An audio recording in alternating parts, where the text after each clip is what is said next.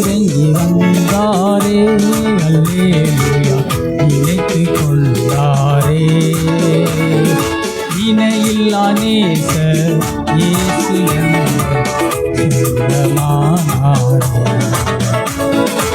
இணையில்லா நேசர் இயேசு சொந்தமானாரே.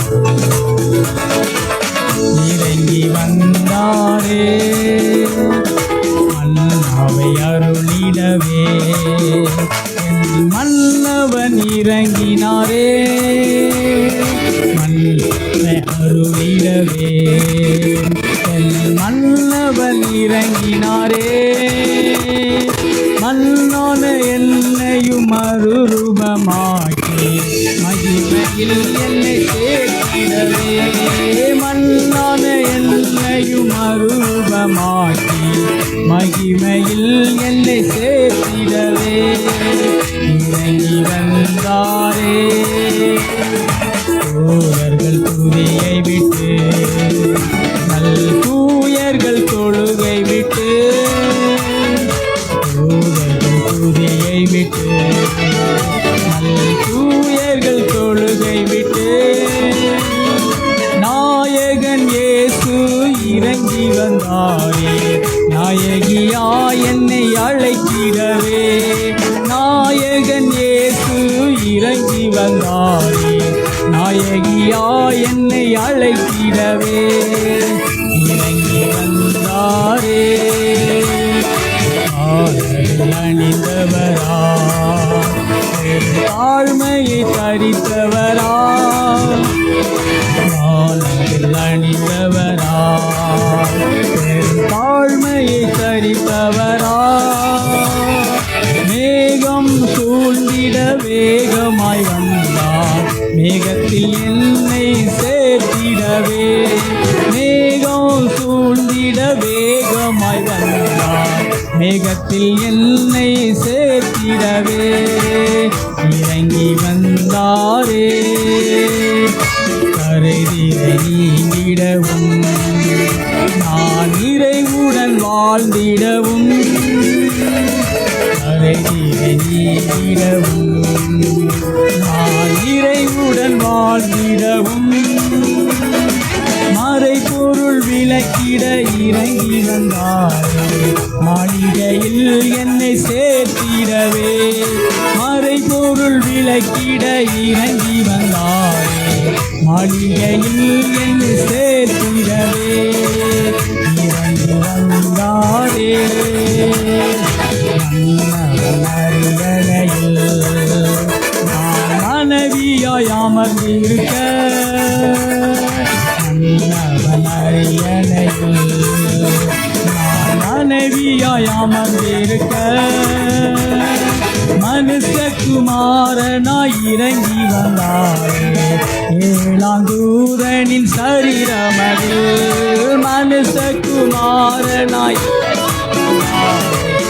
ஏழாந்தூதனின் சரீரமதில் இறங்கி வந்தாரே.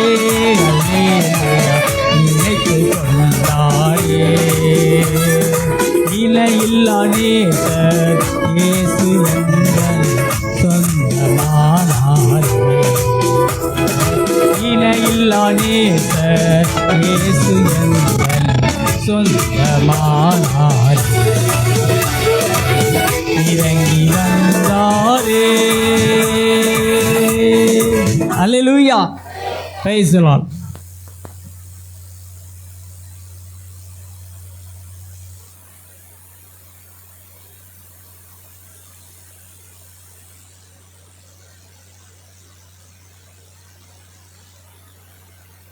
Price the Lord. ஹல்லேலூயா.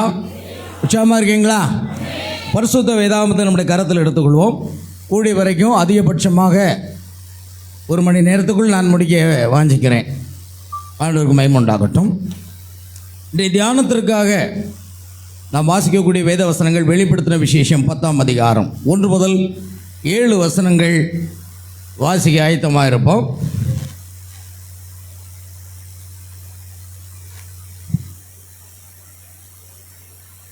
தமிழ் வேதாகமத்தை யாராவது கரத்தில் வைத்துக் கொள்ளுங்கள். இன்னொருவர் ஆங்கில வேதாகமத்தை வைத்துக் கொள்ளலாம். இரண்டும் நாம் வாசிக்க போகிறோம். காரணம், இந்த செய்திக்காக மலேசியா, சிங்கப்பூர், ஆஸ்திரேலியா, ஸ்ரீலங்கா அநேக இடங்களிலிருந்து செய்தியை கேட்பதற்கு ஆயத்தமாக இருக்கிறார்கள். சற்று அவர்களுக்கும் புரியும்படியமாக ஒரு சில வார்த்தைகளை மட்டும் அவர்களுக்கு நான் சொல்ல வாஞ்சிக்கிறேன். ஆகையால் இந்த செய்தியில் நாம் வாசிக்கிறதுக்கு ஆயத்தமாக இருக்கோம்.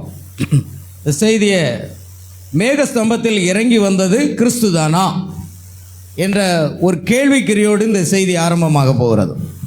அல்லேலூயா. முதலாவது ஜீவ அப்பத்தை நம்ம எல்லாரும் சாப்பிட்டோம். இரண்டாவது ஒரு ஜீவ அப்பம், அதே பகுதி தான். ஜீவப்பம் பிரணாம் மூலமாக வந்தது. பாதியை அவர் மூலமாக கொடுத்தாரு, பாஸ்டர் ஜானேசிங் மூலம். இன்னொரு பாதியை நான் உங்களுக்கு கொடுக்குறேன். வேறு புதுசாக ஒன்றும் தர முடியாது. அல்லேலூயா. ஒரே அப்போதான் மோசையினுடைய செய்தியை தான் யோசுவா கொண்டு போனோம். அதனால் நாங்கள் யாராக இருந்தாலும் தீர்க்கதரிசி பிரணாமுடைய செய்தியை தான் நாங்கள் கொண்டு போக முடியும். தனி வெளிப்பாடு யாருக்குமே கிடையாது, தனி நபரும் கிடையாது. மேகஸ்தம்பத்தில் இறங்கி வந்தது கிறிஸ்து தானா என்ற ஒரு கேள்வி இருக்கிறது. இதற்கு ஆதாரமாக நான் தமிழ், ஆங்கிலம் இரண்டையும் நான் வாசிக்க விரும்புகிறேன். வெளிப்படுத்தின விசேஷம் 10ஆம் அதிகாரத்தை எடுத்துக்கொள்ளுங்கள். இந்த வசனங்களை வாசித்த உடனே இந்த செய்திக்காகவும் கர்த்தருக்கு நாம் செலுத்தின காணிக்கையாகவும் அருமையான சகோதரர் தாமஸ் ஜெயசீலன் ஜெபிப்பார்கள். பின்பு நாம் வார்த்தை கடை செல்வோம். கர்த்தராகிய இயேசு கிறிஸ்துவினுடைய பரிசுத்த நாமத்துக்கு ஸ்தோத்திரம். பின்பு பலமுள்ள வேறொரு தூதன் வானத்திலிருந்து இறங்கி வர கண்டேன். மேகம் அவனை சூழ்ந்திருந்தது. அவனுடைய சிரசின் மேல் வானவில் இருந்தது.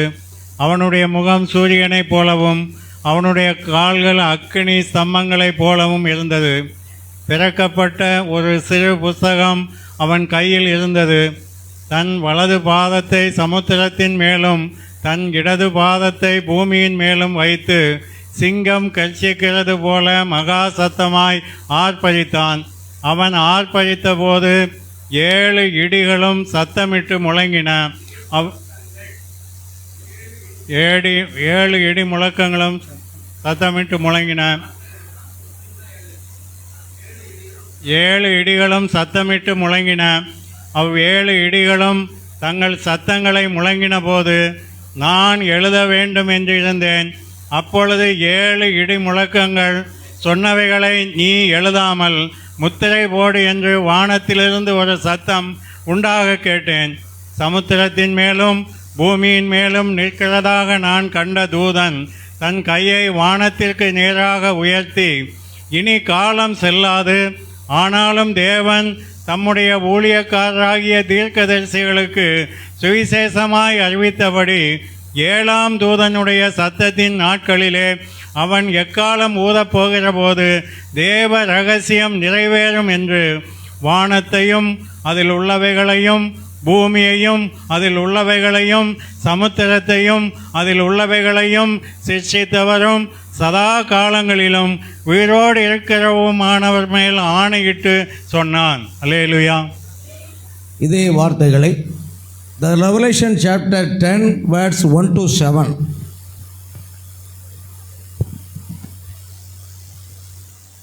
And I saw another mighty angel come down from heaven, clothed with a cloud, and a rainbow was upon his head, and his face was as it were the sun, and his feet as such pillars of fire.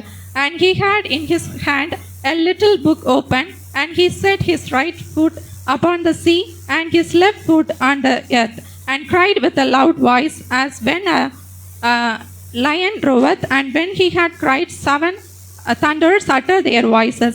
And when the 7 thundered had uttered their voices, I was about to write, and I hear a voice from heaven saying unto me, Seal up those things which the 7 thunders uttered, and write them not. And the angel which I saw stand upon the sea and upon the earth lifted up his hand to heaven, and swore by him that liveth for ever and ever, who created heaven and the things that therein are, and the earth and the things that therein are, and the sea and the things which are therein, that there should be time no longer. But the days of the voice of the seventh angel, when he shall begin to sound, the mystery of the God should be finished, as he had declared to his servants the prophets. Amen. Thank you. God bless you. உங்கள் வாசித்த உங்கள் ஒவ்வொருவரையும் கர்த்தர் ஆசீர்வதிப்பாராக. இப்பொழுது செய்திக்காக கணிக்கைக்காக அருமை சகோதரர் Thomas Jayaseelan வந்து ஜெபிப்பார்கள். Price God.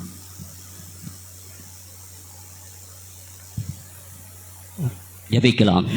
இரக்கத்தில் ஐஸ்வர்யமுள்ள தேவனே, இந்த நாளுக்காக உமக்கு நன்றி செலுத்துகிறோம் கர்த்தாவே. இந்த நாளை நீர் எங்களுக்காகவே ஆயத்தம் பண்ணி தந்திருக்கிறீர், அதுக்காக நன்றி செலுத்துகிறோம். உண்மையிலே கர்த்தாவே, மீட்பின் செய்தியை கர்த்தாவே நம்முடைய தாசனாகிய பாஸ்டர் ஜான் ஐசக் மூலமாக எங்களோடு நீர் பேசினீர் கர்த்தாவே, அதற்காக உமக்கு நன்றி செலுத்துகிறோம் கர்த்தாவே. இதோ இரண்டாவது செய்தியாக நம்முடைய தாசனாகிய பாஸ்டர் ஸ்டீபன் ஐயா கொடுக்கிற இந்த செய்தியை நீர் அவர் மூலமாக நீர் கொடுக்கிற அந்த வார்த்தைக்காக நன்றி செலுத்துகிறோம் கர்த்தாவே.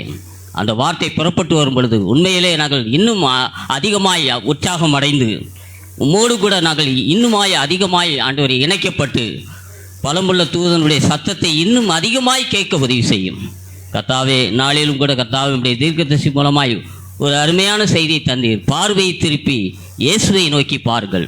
உண்மையிலே மணவாட்டியினுடைய பார்வையை திருப்பி இது உண்மையில் 1963 பிப்ரவரி 28 இறங்கி வந்ததை எங்களுடைய பார்வை திருப்பி கர்த்தாவே அதை நோக்கி பார் என்று நீ சொல்லியிருக்கிறேன். உண்மையிலே எங்களுடைய பார்வை இன்றைய நாளிலே நீ திருப்பி இருக்கிறேன். ஆனால் மற்றவர்களுக்கோ கண்டும் காணாமல் விடப்படுகிற அது ஒரு அடையாளமாக இருக்கிறது. எங்களுக்கோ நீர் இறங்கி வந்த தேவனாக இருக்கிறீர், அதற்காக நன்றி செலுத்துகிறோம். வார்த்தையை நீர் வெளிப்படுத்தி தருவதற்காக ஸ்தோத்திரம். தொடர்ந்து நீர் எங்களோடு கூட இடைப்படுவீராக. இப்படி நாமம் மாத்திரமே மகிமைப்படுவதாக கர்த்தராகிய இயேசு கிறிஸ்து நாமத்தில் கேட்கிறோம் பிதாவே. Praise Lord. கர்த்தர் உங்களை ஆசீர்வதிப்பாக. அருமையான சகோதரர், யாவரும் நின்ற வண்ணமாகவே நாம் ஜெபித்து அப்புறம் உட்காருவோம். ஜெபிக்க முன்னால் நம்ம உட்கார்ற பழக்கம் இல்லையா? எப்படி உட்காந்தீங்க? புரியலையே? இன்னைக்கு நம்முடைய நாளாச்சே, அதனால தான் உட்காந்தோம் பாஸ்டர். பரவாயில்ல, ஜெபிச்ச பிற்பாடு அவர் ஜெபிச்சிட்டாருங்கிறியா? சரி, எனக்காக நானும் கொஞ்சம் ஜெபிக்காண்டோமா. ஒரு பாடல் நாம் எப்பொழுதும் பாடல். பின்பு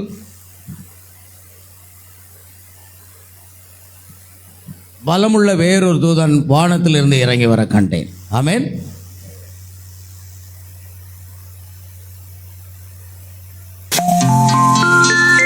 பலமுள்ள தூதனா கிறிஸ்து இயேசு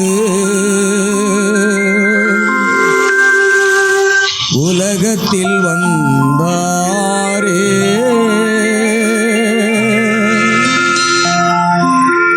மனுஷகுமாரனாய்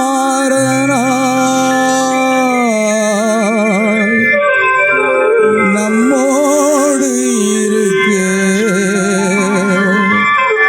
இறங்கி வந்தாரே. பலமுள்ள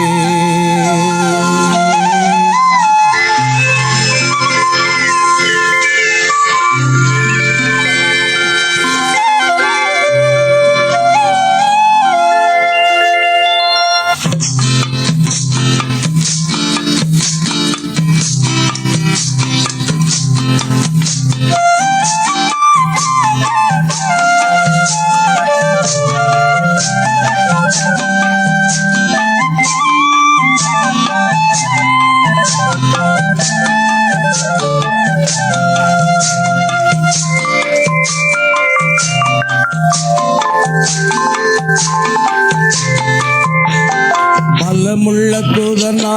கிறிஸ்து இயேசு உலகத்தில் வந்தாரே, மனுஷகுமாரனாய் நம்மோடு இருக்க இறங்கி வந்தாரே. பலமுள்ள தூதனாய் கிறிஸ்து இயேசு உலகத்தில் வந்தாரே, மனுஷகுமாரனாய் நம்மோடு இருக்க இறங்கி வந்தாரே. மன்னவாள மணவாளன் இயேசு ராஜா பரிசுத்த யெகோவா தேவா வார்த்தையே வடிவாகி வாழ்வினில் ஒளியாகி மலமுள்ள தூதனாய் கிறிஸ்து இயேசு உலகத்தில் வந்தாரே மனுஷகுமாரனாய் நம்மோடு இருக்க இறங்கி வந்தாரே.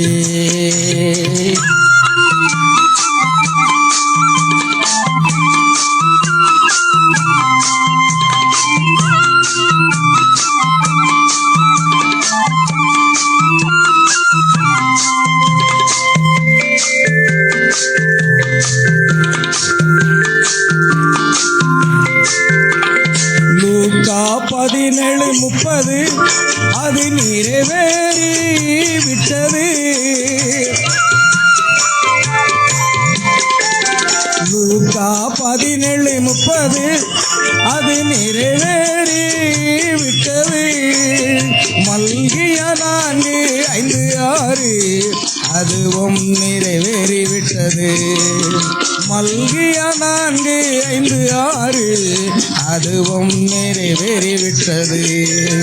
மணவாளன் இயேசு ராஜா பரிசுத்த யெகோவா தேவா வார்த்தையே வடிவாகி வாழ்வினில் ஒளியாகி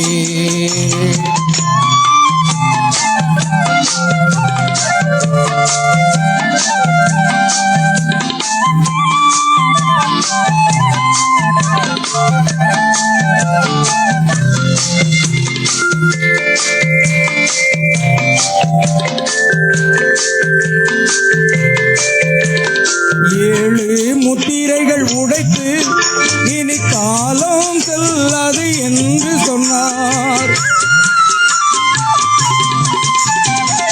ஏழு முத்திரைகள் உடைத்து இனி காலம் செல்லாது என்று சொன்னார். கெச்சிக்கிற சிங்கமாய் நம் மத்தியில் உலாவிக் கொண்டிருக்கிறார். கெச்சிக்கிற சிங்கமாய் நம் மத்தியில் உலாவிக் கொண்டிருக்கிறார். மணவாளன் இயேசு ராஜா பரிசுத்த யெகோவா தேவா வார்த்தையே வடிவாகி வாழ்வினில் ஒளியாகி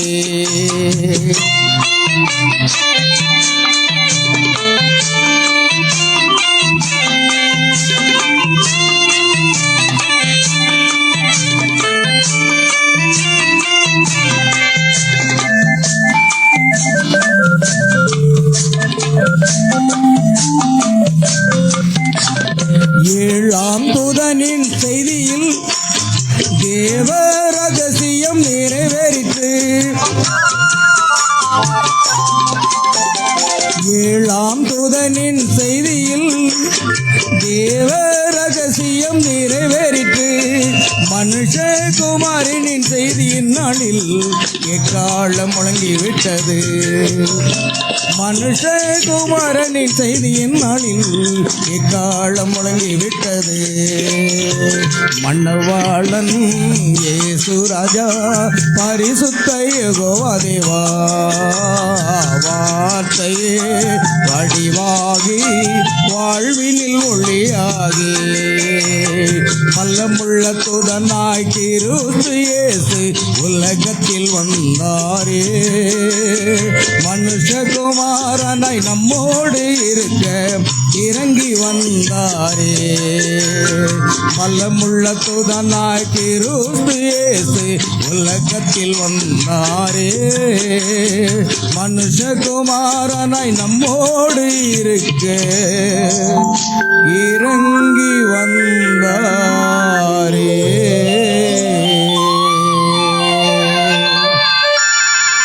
ஆமென். அல்லேலூயா. நாம் தலைகளை தாழ்த்தி ஜெபிப்போம். அன்பும் கிருபை இறக்கின்ற பரலோக பிதாவே நன்றி செலுத்துவோம். கர்த்தாவே உம்முடைய வார்த்தைக்காக ஸ்தோத்திரம். முதலாவது பாகத்தை எங்களுக்கு ஆசீர்வதித்து கொடுத்தது போல இந்த இரண்டாவது பாகத்தை எங்களுக்கு ஆசீர்வதித்தோம். பேசுகிறவர் நீங்கள் இல்லை, பரிசுத்த ஆவி உங்களது பேசுவார் என்ற வார்த்தையின்படியே பரிசுத்த ஆவியானவர் அடியின் அபிஷேகத்து ஆண்டவரே செய்தி கேட்க போகிற பிள்ளைகளையும் அபிஷேகத்து இந்த ஜீவனுள்ள வார்த்தைகளை வெளிப்படுத்தி தாரும். அதன் மூலமாக நாங்கள் ஒவ்வொருவரும் ஆசீர்வதிக்கப்படட்டும். சகல துதிக்க மகிமை யாவற்றையும் உமக்கு செலுத்துகிறோம். கர்த்தராகிய இயேசு கிறிஸ்துவின் நாமத்தில் கேட்கிறோம் பிதாவே, ஆமென். நமக்கு வரலாம்.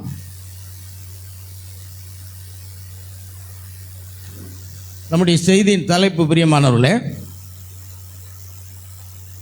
மேக ஸ்தம்பத்தில் இறங்கி வந்தது கிறிஸ்து தானா? ஏன்னா அநேக விமர்சனங்கள் இருக்கிறது.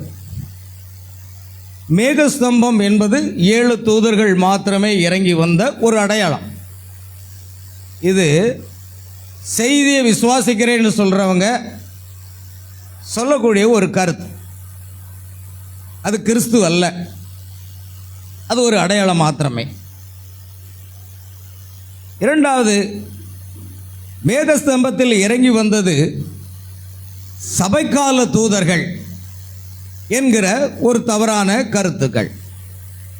மூன்றாவது, மேகஸ்தம்பம் பலமுள்ள தூதன் அல்ல, பலமுள்ள தூதன் கிறிஸ்துவும் அல்ல, அவர் வரவும் இல்லை. இது ஒரு கூட்டத்தினுடைய கருத்துக்கள். அடுத்து, அது இயேசு கிறிஸ்துவின் 2ஆம் வருகையும் அல்ல.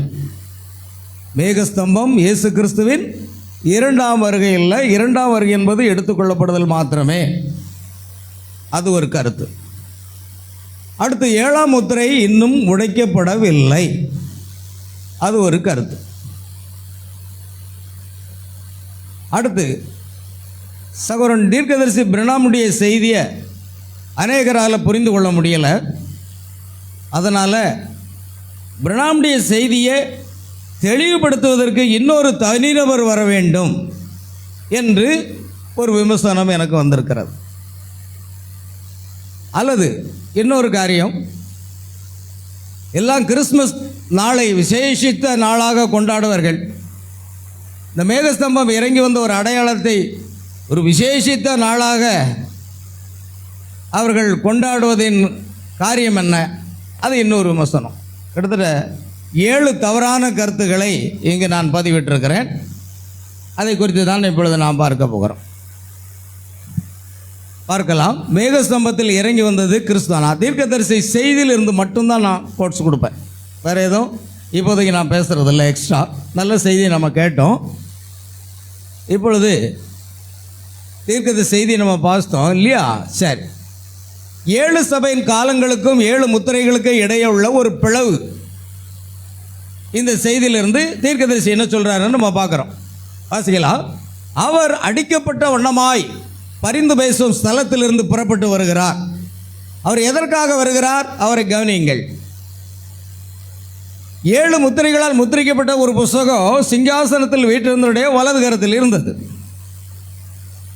வானத்திலாவது பூமியிலாவது பூமியின் கீழேயாவது அந்த புஸ்தகத்தை வாங்கவும் அது முத்திரைகளை உடைப்பதற்கும் யாருக்கும் தகுதி இல்லை. யோவான் என்ன செய்தான்? சிறு பிள்ளை போல அழுகிறான். அங்கு யோவானே, நீ அழ வேண்டாம், இதோ சிங்கம் வருகிறார். ஆமென், ஆமென். அவர்தான் ஜெயம் கொண்டவர் என்று மூப்பன் கூறுகிறான். யோவான் பார்த்த பொழுது அடிக்கப்பட்டு இரத்தம் தோய்ந்த ஆட்டுக்குட்டியை கண்டான். ஆனால் மூப்பன் சொல்லுகிறான், அவர் இப்பொழுது சிங்கம். ஆனால் அங்கே காட்சி என்னவா இருக்கிறது? அடிக்கப்பட்ட வண்ணமாக இருக்கிற ஒரு ஆட்டுக்குட்டி. ஆகவே இப்பொழுது ஆட்டுக்குட்டியானவர் இங்கு வருகிறார். அவரது பரிந்து பேசும் நாட்கள் முடிவடைந்து விட்டன.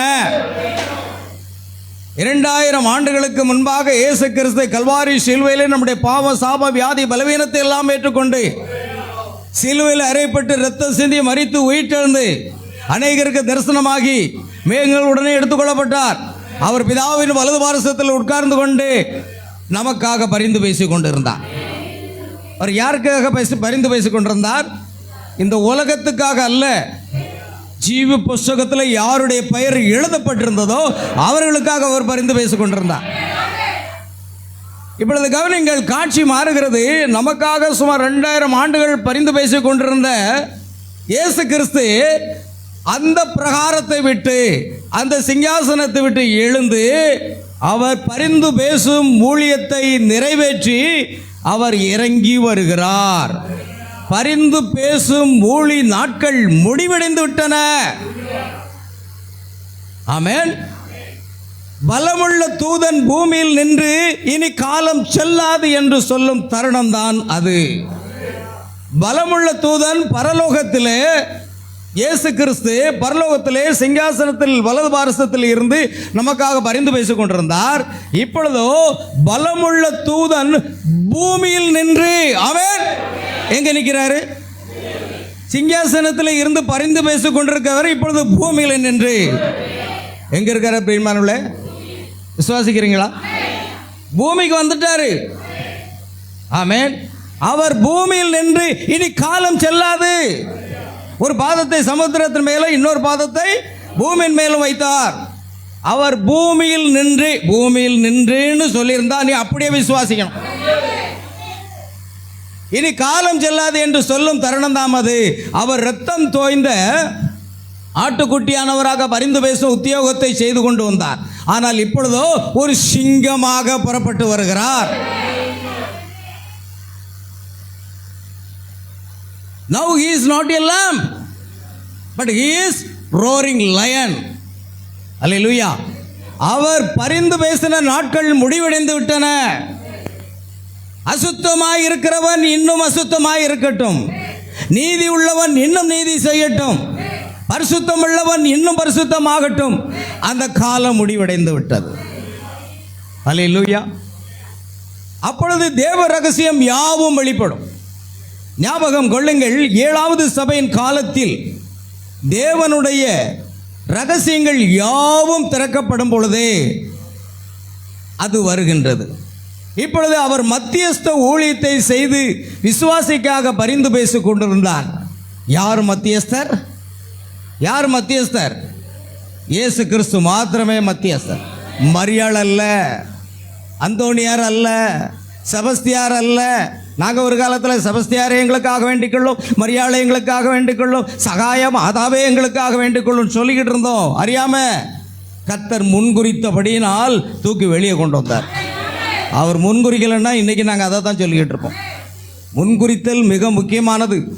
நான் ஆர்சி சபையில், பெந்தகோஸ்தே சபையில் இருந்து ஊழியம் செய்திருக்கேன். ஆனால் முன்குறித்தலை பற்றி அறிந்து கொண்ட செய்தி தீர்க்கதரிசி பிரணாம் மூலமாக. அல்லேலூயா. பாருங்கள், இப்பொழுது அவர் மத்தியஸ்த ஊழியத்தை செய்து விசுவாசிக்காக பரிந்து பேசிக் கொண்டிருந்தார். ஏன்னா தேவனுக்கும் மனிதனுக்கும் மத்தியஸ்தர் இயேசு கிறிஸ்து மட்டும்தான். அல்லேலூயா. இன்னைக்கு கத்தோலிக்க ஸ்தாபனத்தில் அநேக மத்தியஸ்தர்கள் இருக்கிறார்கள். ஆனால் நமக்கு ஒரே ஒரு மத்தியஸ்தர் தான் இருந்தார். இப்பொழுது அவர் மத்தியஸ்தர் அல்ல, இப்பொழுது அவர் சிங்கமாக இறங்கி வந்திருக்கிறார். ஆமென். பாருங்கள், 2000 வருட காலமாக அவர் ஆட்டுக்குட்டியானவராக இங்கு வீட்டிருந்தார். ஆனால் இப்பொழுது உரிமை பத்திரம் கொண்ட புஸ்தகத்தை வாங்கி அவர் முத்திரைகளை உடைத்து அதனுள் காணப்படும் தேவ ரகசியங்களை வெளிப்படுத்த அவர் நித்தியத்திலிருந்து புறப்பட்டு வருகிறார். அது எப்பொழுது? கடைசி காலத்தில். அவர் எங்கிருந்து புறப்பட்டு வருகிறார்? நித்தியத்திலிருந்து வருகிறார். சொல்லப்போனால் 7வது பரிமாணத்திலிருந்து வருகிறார். பரிசுத்தவான்கள் எங்கே இருக்கிறார்கள்? 6வது பரிமாணத்தில் இருக்கிறார்கள். இயேசு கிறிஸ்து எங்கே இருக்கிறார்? 7வது பரிமாணத்தில். சகோதரன் வில்லியம் பிரணாம் எந்த பரிமாணத்துக்கு எடுத்துக்கொள்ளப்பட்டார்? 6வது பரிமாணத்துக்கு எடுத்துக்கொள்ளப்பட்டார். நான் இப்பொழுது இயேசுவை பார்க்க வேண்டாம், இப்பொழுது நீ பார்க்க முடியாது. அவர் இன்னும் உயரத்தில் இருக்கிறார். அதுதான் 7வது பரிமாணம். இப்பொழுது அவர் முத்திரைகளை உடைத்து 7ஆம் தூதனுக்கு தேவ ரகசியங்களை வெளிப்படுத்துவார் இல்லையா? 7ஆம் தூதனுடைய சத்தத்தின் நாட்களிலே அவன் எக்கால உதப்போக தேவர ரகசியங்கள் எல்லாமே எல்லாம் should be finished என்று ஆங்கிலத்தில் எழுதியிருக்கிறார். எல்லா ரகசியங்களும் வெளிப்படுத்தி விடும். இனி ஒன்று தனிநபர் ஊழியம் கிடையாது. அருமையான பாஸ்டர் சொன்னாங்க, நான் அல்லேலூயான்னு சொன்னேன். நீங்கள் சொன்னீங்களா? இனி நோ மேன், எனக்கு ஒரு தனி மனிதன் கிடையவே கிடையாது. யாரையும் எதிர்பார்க்க வேண்டாம். தேவ ரகசியங்களை வெளிப்படுத்துவார். இப்பொழுது எங்க போச்சுட்டா மாத்திட்டிய. தேவ ரகசியங்களை வெளிப்படுத்துவார். 7ஆம் தூதன் செய்தி 7 முத்திரைகளின் கீழ் அடங்கியுள்ள தேவ ரகசியங்களை வெளிப்படுத்துவதாகும். தீர்க்கதரிசி பிரணாமுக்கு 2 ஊழியம் கொடுக்கப்பட்டது தெரியுமா? ஒன்று, சபை காலத்தில் தவறாக புரிந்து கொள்ளப்பட்ட தளர்ந்த முனைகளை எல்லாம் சரிப்படுத்துவது. திரித்துவம் அல்ல, ஒரே தேவன். ஆப்பிள் பழத்தை சாப்பிடல, சர்ப்பத்தின் வித்து. அந்நிய பாஷை பேசினால் பரிசுத்தாவின் அபிஷேகம் பெற்றது என்று பெந்தகோஸ்தியர் சொல்வார்கள். பிசாசும் அந்நிய பாஷைகளை பேசும். உண்மையாக பரிசுத்த ஆவியை பெற்றவர்களும் பேசுவார்கள். அவர்களுடைய கனிகளினாலே அவர்கள் அறியும். இப்படி எத்தனை ரகசியங்களும் நீங்கள் வரிசை கிரமமாக பார்க்கணும்னா எங்கே போனோம்? யாரோ சொன்னாங்க, எங்கே போனோம்? அதான், அது எங்கே இருக்கு? பைபிளில் இருக்கா? இவ்வளவு பிரணாம வெளிப்படுத்தின இந்த ரகசியங்கள் எங்கே இருக்கு சொல்லுங்க பார்க்கலாம். பாஸ்டர் அநேக செய்தியை சொல்லிக்கிட்டே வந்தாங்க. விளங்காத சத்தம் அது எதுன்னு சொல்லிட்டு வந்து விளக்கை போடக்கூடிய ஒரு மனிதன் இங்கே இருக்கிறான்னு என்ன அருமையாக கொண்டு சேர்த்தாக்க பாருங்க. ஹல்லேலூயா. அதெல்லாம் புரியணும். இந்த செய்தியெல்லாம் படிக்கலைன்னா உங்களுக்கு புரியாதா? என்ன சொல்கிறாரு? விளக்க போடுதாராம், அதான் கரண்ட் போயிட்டு வந்துட்ட பிறன்னு இருக்கு. ஒன்றும் புரியாது. செய்தியை வாசித்தா தானே உங்களுக்கு புரியும். அவர் சொல்கிற பாயிண்ட் வர நமக்கு டக்கு டக்குன்னு பிடிக்கும். எங்க ஐயன் மீறி இதுவா சமயம் செய்தியை எத்தனை பேர் படிச்சிருக்கீங்க? அங்கே தான் இருக்குது. அந்த செய்தியில் பார்த்தீங்கன்னா என்னென்ன ரகசியமெல்லாம் வெளிப்படுத்தப்பட்டிருக்கிறதுன்னு வரிசை கிரமமாக தீர்க்கதரிசி சொல்லுகிறான். நீங்கள் செய்தி புஸ்தகம் வாசிக்கலை, செய்தியை கேட்கலன்னா ஒன்றுமே தெரியாது. ஸ்தாபனத்தாருக்கும் உங்களுக்கு என்ன கிடையாது, ஒரு வித்தியாசமும் இருக்காது. பிறகு புரியலையா? ஓ, புக்கு கிடைக்கலையா? புக்கு கேட்டு வாங்கணும். கேளுங்கள் அப்பொழுது தரப்படும். பொக்கிஷதாரர் இடத்துல கேளுங்கள். கவனிங்க, ஐயன் மீறி இதுவா சமயம் புஸ்தகம் கிடைச்சுன்னா நீங்கள் வாங்கி பாருங்க. என்னென்ன ரகசியெல்லாம் தீர்க்கதரிசி பிரணாம் மூலமாக சபை காலங்களில் தவறாக புரிந்து கொள்ளப்பட்ட காரியங்கள் எல்லாம் வெளிப்படுத்தப்பட்டது. அடுத்த ஊழியம் அவருக்கு 7 முத்திரைகளின் ரகசியங்களை வெளிப்படுத்துவதாகும். எத்தனை முத்திரைகள்? அல்லேலூயா. பாஸ்டருக்கு ரொம்ப பிரயோஜனமாக இருந்தது. நான் இதை பக்கத்தில் இந்த முத்திரை புஸ்தகத்தை வச்சதுனால. இதில் என்ன எழுதியிருக்குங்க? சத்தமாக சொல்லுங்க. 6 முத்திரைகளின் வெளிப்பாடுன்னு எழுதியிருக்கா, 7 முத்திரைகளின் வெளிப்பாடுன்னு எழுதியிருக்கா? அப்போ 7 முத்திரைகளின் வெளிப்பாடு தானே. நீ இதை போட்டுக்கிட்டே 7ஆம் முத்திரை உடைக்கப்படலைன்னா என்னங்க? அவர் சொன்ன மாதிரி இந்த புஸ்தகத்தை பிரிண்ட் பண்ணுறவனே நிச்சய மாட்டாங்க, விசுவாசிக்க மாட்டாங்க. அது உண்மைதான். எங்கள் பைபிள் சொசைட்டி ஆஃப் இந்தியாவில் பைபிளை பிரிண்ட் பண்ணுவாங்க. ஆனால் அவங்களுக்கு ஒரே தேவன் யாருன்னா புரியாது. அவன் திருத்துவத்தை மையமாக வச்சு தான் அதை பண்ணுவான். அல்லேலூயா. அதே மாதிரி தான் புஸ்தகத்தை பிரிண்ட் பண்ணி கொடுக்கலாம், ஆனால் அதில் இருக்கிற மகத்துவம் உங்களுக்கு புரியவே புரியாது. 7 முத்திரைகளும் தீர்க்கதரிசியினுடைய 2வது ஊழியம் 7 முத்திரைகளின் ரகசியங்களை வெளிப்படுத்துவதாகும். 6 அல்ல, 7. அப்படி 7வது முத்திரையில் என்ன இருக்கிறது? அது கர்த்தருடைய வருகை. அவ்வளோதான், முடிஞ்சு போச்சு. 7ஆம் முத்திரையின் வெளிப்பாடு என்னதுங்க? கர்த்தருடைய வருகை. நமக்கு புரிஞ்சிருக்கு, அவங்களுக்கு புரியலை. 7ஆம் முத்திரை ரகசியம் மணவாட்டிக்கு புரிஞ்சுது, மணவாட்டி அல்லாத புத்தி இல்லாத கன்னிகளுக்கு புரியாது. அவ்வளோதான். யாரையும் நான் குற்றப்படுத்த விரும்பலை. புத்தி உள்ள கன்னி, புத்தி இல்லாத கன்னி ரெண்டையும் மணவாளனை சந்திக்க தான் ஆயத்தமாயிட்டு இருக்கிறாங்க. சரி, கவனிங்க. ஆகையால் 7ஆம் தூதன் செய்தி 7 முத்திரைகளின் கீழ் அடங்கியுள்ள தேவ ரகசியங்களை வெளிப்படுத்துவதாகும். 6 முத்திரைகள் அல்ல, 7 முத்திரைகள். ஆனால் தீர்க்க சொல்றார், 7ஆம் முத்திரை பரலோகத்தில் 1/2 மணி நேரம் அமைதல் உண்டாயிற்று.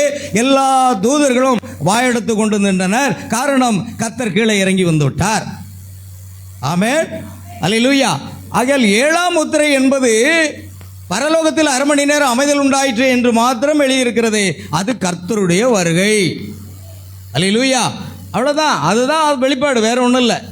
சரி, தேவனுடைய ரகசியங்கள் யாவும் இந்த 7 முத்திரைகளுக்குள் அடங்கியுள்ளன. அவர் அதைத்தான் இங்கே கூறியிருக்கிறார். எல்லா தேவ ரகசியங்களும் 7 முத்திரைகளின் கீழ் அடங்கியுள்ளன. தேவனுக்கும் மனுஷனுக்கும் மத்தியஸ்தராய் இருந்த ஆட்டுக்குட்டியானவர் புறப்பட்டு வந்து ஆட்டுக்குட்டியின் ஸ்தானத்திலிருந்து சிங்கமாக வருகிறார். ஆமென். நாம் பாடும் ஒரு பாட்டு இங்கே பாஸ்டர் ஜானேசுக்கு இருப்பது மிக நல்லது. ஏன் அப்படின்னா, இந்த பாட்டை நான் ஏற்றுனதே அவங்க சபையில் வச்சு தான், மறக்க மாட்டேன். 2007ஆம் ஆண்டு அவர் யாரோ நான் யாரோ, அவர் எங்கே பிறந்தாரோ எங்கே வளர்ந்தாரோ, நான் எங்கே பிறந்தானோ வளர்ந்தானோ, ஆனால் வார்த்தை எங்களை ஒன்றாக இணைத்து என்னை குறித்து கேள்விப்பட்டாங்க. செகண்ட் கம்மிங்கை பற்றி பேசுவாங்கன்னு ஒரு சிலர் சொன்னதுனால என்னை கூப்பிட்டார். பாஸ்டர் கற்பா சகப்பா தெரியவே தெரியாது. நான் எப்படி அதுவும் தெரியாது. ரயில்வே ஸ்டேஷனில் நான் இறங்குறேன். ஏன்னா அதுக்கு முந்தின நாள் நோட்டீஸில் போடுறதுக்கு ஃபோட்டோ அனுப்ப சொன்னாங்க, அனுப்புனேன், அவ்வளோதான். அவர் ஃபோட்டோ என்கிட்ட இல்லை. ஸ்டேஷனை விட்டு இறங்குறேன், ஓடி வந்து என்னை அணைச்சி பிடிச்சிட்டாரு. அல்லேலூயா. அப்போ தான் நாங்கள் 2 பேரும் ரயில்வே ஸ்டேஷனில் சந்திக்கிறோம். அல்லேலூயா. அவரை விட்டு வெளியே வந்துட்டார், நானும் வீட்டை விட்டு வெளியே வந்துட்டேன். அவர் ஊரை விட்டு வெளியே வந்தார், நானும் ஊரை வெளியே விட்டு வந்தேன். மணவாளனும் மணவாட்டியும் வெளியில் தான் சந்திக்க போகிறாங்க. ஆமேன். அல்லேலூயா. அன்றைக்கி அவங்க சபையில் ஒரு செய்தியை பிரசங்கிக்கிற சமயத்தில் தான் பாஸ்டர் ஆராதனை நடத்திக்கிட்டு இருக்கும்போது எனக்கு ஆவியானவர் லீட் பண்ணணும். ஒரு பேப்பரை எடுத்தேன், பலமுள்ள தூதனாய் கிறிஸ்து உலகத்தில் வந்தார் அப்படின்னு சொல்லிட்டு அந்த பாட்டை அந்த இடத்துல எழுதினேன். ஆராதனையின் போது எழுதினேன். அந்த பாட்டை எழுதி இன்றைக்கு எல்லா இடங்களையும் பாடுறேன். சென்னையில் அநேக சபையில் இந்த பாடலை பாடுறாங்க. ஆமேன். அவ்வளோ கருத்து இருக்குது. லூக்கா 17:30 நிறைவேறிட்டு. மல்கியா 4:5-6 நிறைவேறிட்டு. தீர்க்கதரிசி சொல்கிறார், லூக்கா 17:30 மல்கியா 4:5-6 ஒப்பிட்டு பாருங்கள் சொல்கிறார். இதோட வெளிப்படுத்தல் 10:1. அல்லேலூயா. பாருங்க, கெர்ச்சிக்கிற சிங்கமாய் நம் மத்தியில் உலாவி கொண்டிருக்கிறார் அப்படின்னு அந்த பாட்டை நம்ம பாடியிருக்கோம். சரி, கவனிங்க. இப்பொழுது மத்தியஸ்தராக இருந்த ஆட்டுக்குட்டியானவர் புறப்பட்டு என்ன ஆயிட்டுங்க, சிங்கமாக வருகிறார். ஆனால் மத்தியஸ்தர் பரிந்து பேசும் ஊழியம் முடிந்த பிறகு சிங்கமாக புறப்பட்டு வருகிறார். இப்பொழுது பாருங்க, இந்த 20 என்பது ஆங்கில புஸ்தகத்தில் இருக்கிறது, 40 என்பது தமிழ் புஸ்தகத்தில் இருக்கிறது. அதனால தான் நான் பிராக்கெட்டில் போட்டிருக்கேன். தமிழ் 7 முத்திரைகள் வெளிப்பாட்டில் பார்த்தீங்கன்னா 40வது பத்தி, அது 20வது பத்தி இங்கிலீஷ். கவனிக்கணும். நான் இதை கதை கட்டி கூறுவதாக எண்ண வேண்டாம், அவையெல்லாம் கர்த்தர் உரைக்கிறதாவது. ஆமென். Thus saith the Lord. கர்த்தர் உரைக்கிறதாவது. பரிந்து பேசும் ஊழியத்தை முடித்து விட்டு இறங்கி வந்து விட்டார் என்றால் நீ விசுவாசிக்கலன்னா நீ தீர்க்கதரிசியை விசுவாசிக்கலன்னு அர்த்தம். தீர்க்கதரிசிக்கு தேவனுடைய வார்த்தை வருகிறது. அந்த வார்த்தை எப்பொழுதுமே என்னவாக இருக்கிறது, கர்த்தர் உரைக்கிறதாவது என்பதாக இருக்கிறது. அதனால அது கர்த்தர் உரைக்கிறதாவது. பலமுள்ள தூதன் கீழே இறங்கி வந்திருக்கிறார், கர்த்தர் உரைக்கிறதாவது. அல்லேலூயா. நல்லா கவனிக்கணும். அவர் சொல்ல போகிற காரியெல்லாம் நான் கதை கட்டி கூறவே என்ன வேண்டாம். அன்னைக்கு என்னால் கதை நினச்சிக்கிட்டு இருக்காங்க, ஒரு அடையாளம் மாத்திரதான்னு.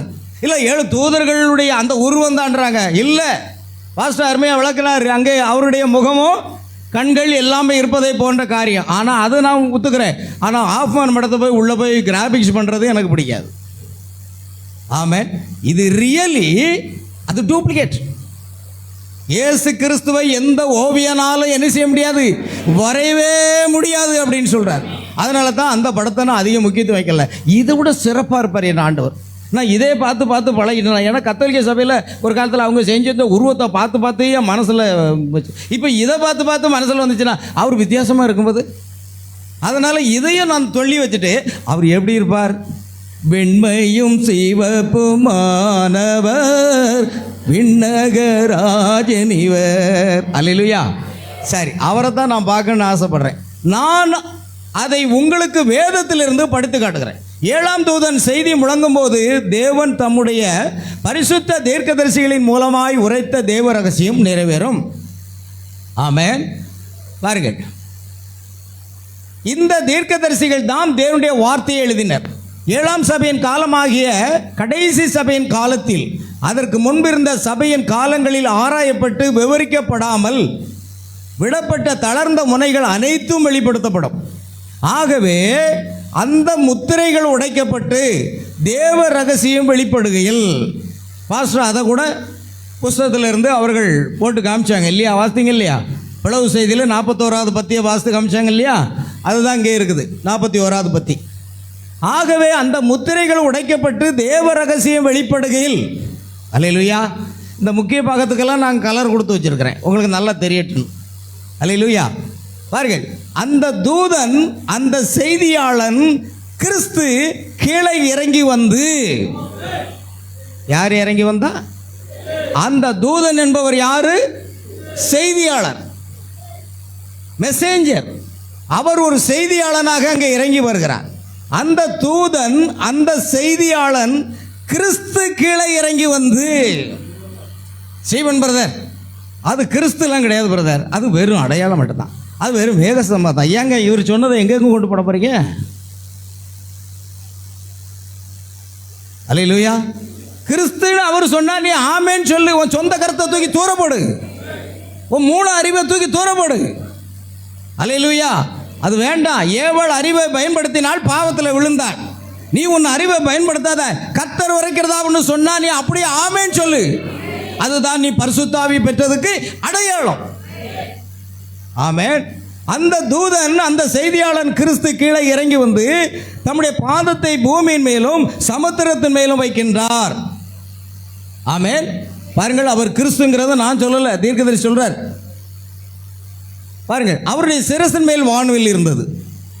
பலமுள்ள தூதன்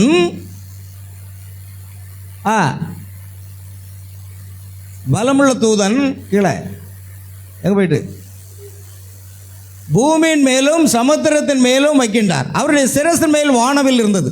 பலமுள்ள தூதன் பூமிக்கு இறங்கும் இந்த வருகை நேரத்தில் என்னதுங்க, பாஸ்டரும் அதை கோடிட்டு காமிச்சாங்க. இப்போ நானும் அதை தான் காமிக்கிட்டேன். பரிசுத்த ஆவி எப்போதுமே வார்த்தையை தான் சுட்டி காமிப்பார், சொந்த கருத்தை கொண்டு வர மாட்டார். அல்லேலூயா. பாருங்கள், ஏன்னா பேசுகிறவர் நீங்கள் அல்ல, பரிசுத்த ஆவி பேசுவார். ஆகையால் இந்த வருகையின் நேரத்தில் இந்த 7ஆம் தூதன் பூமியில் ஏற்கனவே இருக்கிறான் என்பது நினைவிருக்கட்டும். பலமுள்ள தூதன் எப்பொழுது அப்போ இறங்கி வந்திருக்க வேண்டும்? சொல்லுங்க ஏங்க, திரும்ப எடுங்க. இந்த வருகை நேரத்தில் இந்த 7ஆம் தூதன் பூமியில் ஏற்கனவே இருக்கிறான். அப்படின்னா 7ஆம் தூதன் 65ஆம் ஆண்டில் கர்த்தருக்குள் நித்திரை அடைந்தார். அதற்கு முன்பு இருந்து அவருடைய ஊழியம் நடைபெற்றிருக்கும் பொழுது அதாவது கிபி 1963ஆம் ஆண்டு. ஆமென். 7ஆம் தூதனாகிய வில்லியம் பூமியில் இருக்கும் பொழுது அந்த பலமுள்ள தூதன் இறங்கி வருகிறார். ஆமென். பலமுள்ள தூதன்லாம் வரல. இன்னைக்கு அனைவரும் சொல்ல பலமுள்ள தூதன் வரலையா? அது கிறிஸ்துவும் கிடையாதான். இது என்னையா? என்னை பொறுத்தவரை நான் ஒன்று தான் சொல்ல முடியும். புத்தி உள்ள கன்னிகையாக இருந்தால் எல்லாம் புரியும். புத்தி உள்ள கன்னிகை இல்லைன்னா உங்களுக்கு புரியவே புரியாது. ஆமென். சரி, the bridge between the church ages and the 7 seals. ஏன்னா இது பல நாடுகளுக்கு செல்லக்கூடிய பாயிண்டாக இருக்கனால ஒரு சில பாயிண்டை மட்டும் தான் சொல்லுவேன். பிரிட்ஜ் செய்தி, the bridge between the church ages and the 7 seals. Now you see, I am just not making that up. That's what it's thus saith the Lord. I read it to you out of the book, the sounding of the 7th angel's message. The mystery of God should be finished. That's been declared by his holy prophets. பாருங்க, the mystery of God should be finished. எல்லா ரகசியம் வெளிப்பட்டாச்சு. இனி ஒரு தனிநபர் கிடையாது. தீர்க்கதரிசி செய்தியை விளக்கி கூறுறதுக்கு தனிநபர் வரணுமா? பாஸ்டர் இருக்குல்ல, சென்னையிலிருந்து தான் எனக்கு வந்திருக்கு அந்த நியூஸ். அல்லேலூயா. இனி ஒரு தனிநபரா அப்படி இருக்கா? பைபிள் இருக்கா? மல்கியா கடைசி புஸ்தகம் வெளிப்படுத்த 10:6 இதுதான் கடைசி செய்தியாளன், இதுதான் கடைசி செய்தி. பாருங்கள். ஆகையால் எனக்கு at the sounding of the 7th church age, the last church age, all the loose ends that through these church ages have been propped at will be wound up together. And when the seals are broke and the mystery is revealed, down comes the angel, the messenger, Christ. Hallelujah. Down comes the angel, the messenger, Christ. யாரு? கிறிஸ்து. Setting his foot upon the land and upon the sea with a rainbow over his head. Now remember, the 7th angel is on earth at the time of his coming. 7ஆம் தூதன் பூமியில் இருக்கும் பொழுது பலமுள்ள தூதன் வந்தாச்சு. விசுவாசிக்கிறீங்களா? ஆமென். அல்லேலூயா. சரி, அடுத்த பத்தி பார்க்குறோம். யோவான் செய்தியை கொடுத்து கொண்டிருக்கும் பொழுது அதே சமயத்தில் மேசியா வந்ததற்கு இது ஒத்திருக்கிறது. அடுத்தது ஒரு அடையாளத்தை கூறார். யோவான் செய்தி அளித்து கொண்டிருக்கிறார். அங்கு எல்லாரும் ஞானஸ்தானம் பெற்றுக் கொண்டிருக்கிறார்கள். இயேசு கிறிஸ்துவும் அங்கு ஞானஸ்தானம் பெறுவதற்காக வருகிறார். ஆமென். பாருங்கள், இயேசுவை அறிமுகப்படுத்துவதற்காக தான் முன்குறிக்கப்பட்டவன் என்பதை யோவான் அறிந்திருந்தபடியால் தான் அவரை காண்பான் என்று அவனுக்கு நன்றாக தெரியும். ஆமென். எங்க ஒப்பிடுறார் பாருங்க, யோவானுக்கு ஒன்றுமே தெரியாது. ஆனால் பரிசுத்தாவி எவர் மேல் வந்து தங்குவதை நீ காண்பாயோ அவர்தான் அந்த ஆட்டுக்குட்டி என்று தேவன் எனக்கு சொல்லி இருந்தார் அல்லது வெளிப்படுத்தி இருந்தார். ஆமென். ஒரு முன்கூட்டி வரக்கூடிய ஒரு வெளிப்பாடு. அல்லேலூயா. ஆகையால் என்னுடைய வெளிப்பாட்டின்படி பரிசுத்தாவியானவர் வந்து இவர்கள் தங்குவதை நான் காண்கிறேன். இதோ உலகத்தின் பாவங்களை சுமந்து இருக்கிற தேவ ஆட்டுக்குட்டி என்ற அடையாளம் காண்பித்தான். அதே நேரத்தில் அவரை கண்டான். அவரை குறித்து கேள்விப்பட்டேன், இப்பொழுதே காண்கிறேன். அல்லேலூயா. இங்கே சகோதரன் பிரணாமினுடைய காரியத்தை ஒத்துப்போங்க. சகோதரன் பிரணாம் 7ஆம் தூதன் பூமியில் இருக்கிறாரு. பலமுள்ள தூதனாகிய கிறிஸ்து வானத்திலிருந்து இறங்கி வருகிறார். இப்பொழுது 2 பேரும் ஒருவரை ஒருவர் சந்திக்கிறார்கள். எப்படி? யோவான் ஸ்நானகனும் கிறிஸ்துவும் சந்திக்கிறது போல தண்ணீரில். தீர்க்கதரிசி சொல்றாரு ஒரு செய்தியில், நிறைய செய்தி நான் கோட் பண்ண முடியும். தீர்க்கதரிசி அவர் ஒரு தீர்க்கதரிசியின் இடத்துல என்ன வரணும்? வார்த்தை வரணும். வார்த்தை யாரு? வார்த்தை யாரு? கிறிஸ்து. அங்கே வந்துட்டார். யோவான் ஸ்நானன் யாரு? தீர்க்கதரிசி. தீர்க்கதரிசியின் இடத்துல வார்த்தை வருகிறது. இப்பொழுது பிரணாம் சொல்றாரு, வார்த்தையின் கண்களும் தீர்க்கதரிசியின் கண்களும் ஒன்றை ஒன்று தண்ணீரில் சந்திக்கின்றன. அதே சம்பவம் மீண்டும் நடக்குங்கிறாரு. பிரணாமுடைய கண்களோ கிறிஸ்துவனுடைய கண்களோ ஒன்றை ஒன்று இந்த பூமியில் சந்திக்கின்றன. அது முடிஞ்சு போச்சு, நிறைவேறி போச்சு. அல்லேலூயா. அதை தான் அவர் அடையாளப்படுத்துறார். Just as John was giving his message, the same time that Messiah come in the days, John knew he would see him because he was going to introduce him. And we realize that in the scriptures over in Malachi 4, there is to be a one like John and Elijah, to whom the word of God can come true, and he is to reveal by the Holy Spirit all the mysteries of God and restore the faith of the children back to the faith of the apostolic fathers. Hallelujah. பாருங்கள், apostles எங்க போச்சு? போட்ட மேல. Restore back all these mysteries that's been propped and through these denominational years. Now that's what the word says. I am just responsible for what is it says. See, it is written. That's right. That's what it is. மல்கியா 4ஆம் அதிகாரத்தில் எழுதப்பட்ட வாக்கியங்களின் மூலமாக யோவானை போன்ற ஒரு எலியா கடைசி காலத்தில் இருக்க வேண்டும் என்றும், தேவனுடைய வார்த்தை அவனிடத்தில் வரும் என்றும், அவன் பரிசுத்த ஆவியின் மூலம் தேவ ரகசியம் அனைத்தையும் வெளிப்படுத்தி பிள்ளைகளின் விசுவாசத்தை அப்போஸ்தல பிதாக்களின் விசுவாசத்துக்கு கொண்டு வருவான். அல்லேலூயா என்று நாம் அறிவோம். சாபரங்களில் காலத்தில் ஆராயப்பட்ட தேவ ரகசிய யாவையும் அவன் வெளிப்படுத்துவான். இப்பொழுது அஞ்ஞானம்தான் வேதம் கூறுகிறது. வேதம் என்ன கூறுகிறதோ அதற்கு மாத்திரமே நான் பொறுப்பு. எழுதப்பட்டுள்ள இது சரியானதாகும். அதுவே தான். இப்பொழுது 7 முத்திரைகளால் முத்திரிக்கப்பட்ட இந்த புஸ்தகம் எங்க இருக்க? இப்பொழுது 7 முத்திரைகளால் முத்திரிக்கப்பட்ட இந்த புஸ்தகம் இப்பொழுது அந்த மீட்பின் ரகசியம் உள்ளது என்று நாம் காண்கிறோம். அது தேவனிடத்திலிருந்து வந்த மீட்பின் புஸ்தகம். இப்பொழுது இந்த செய்தியாளன் செய்தியை முழங்கும் சமயம் தேவ ரகசியம் யாவும் இந்நேரத்தில் நிறைவேறும். இப்பொழுது 7ஆம் சபையின் தூதன் இங்கே பூமியில் இருக்கிறான். ஆமென்.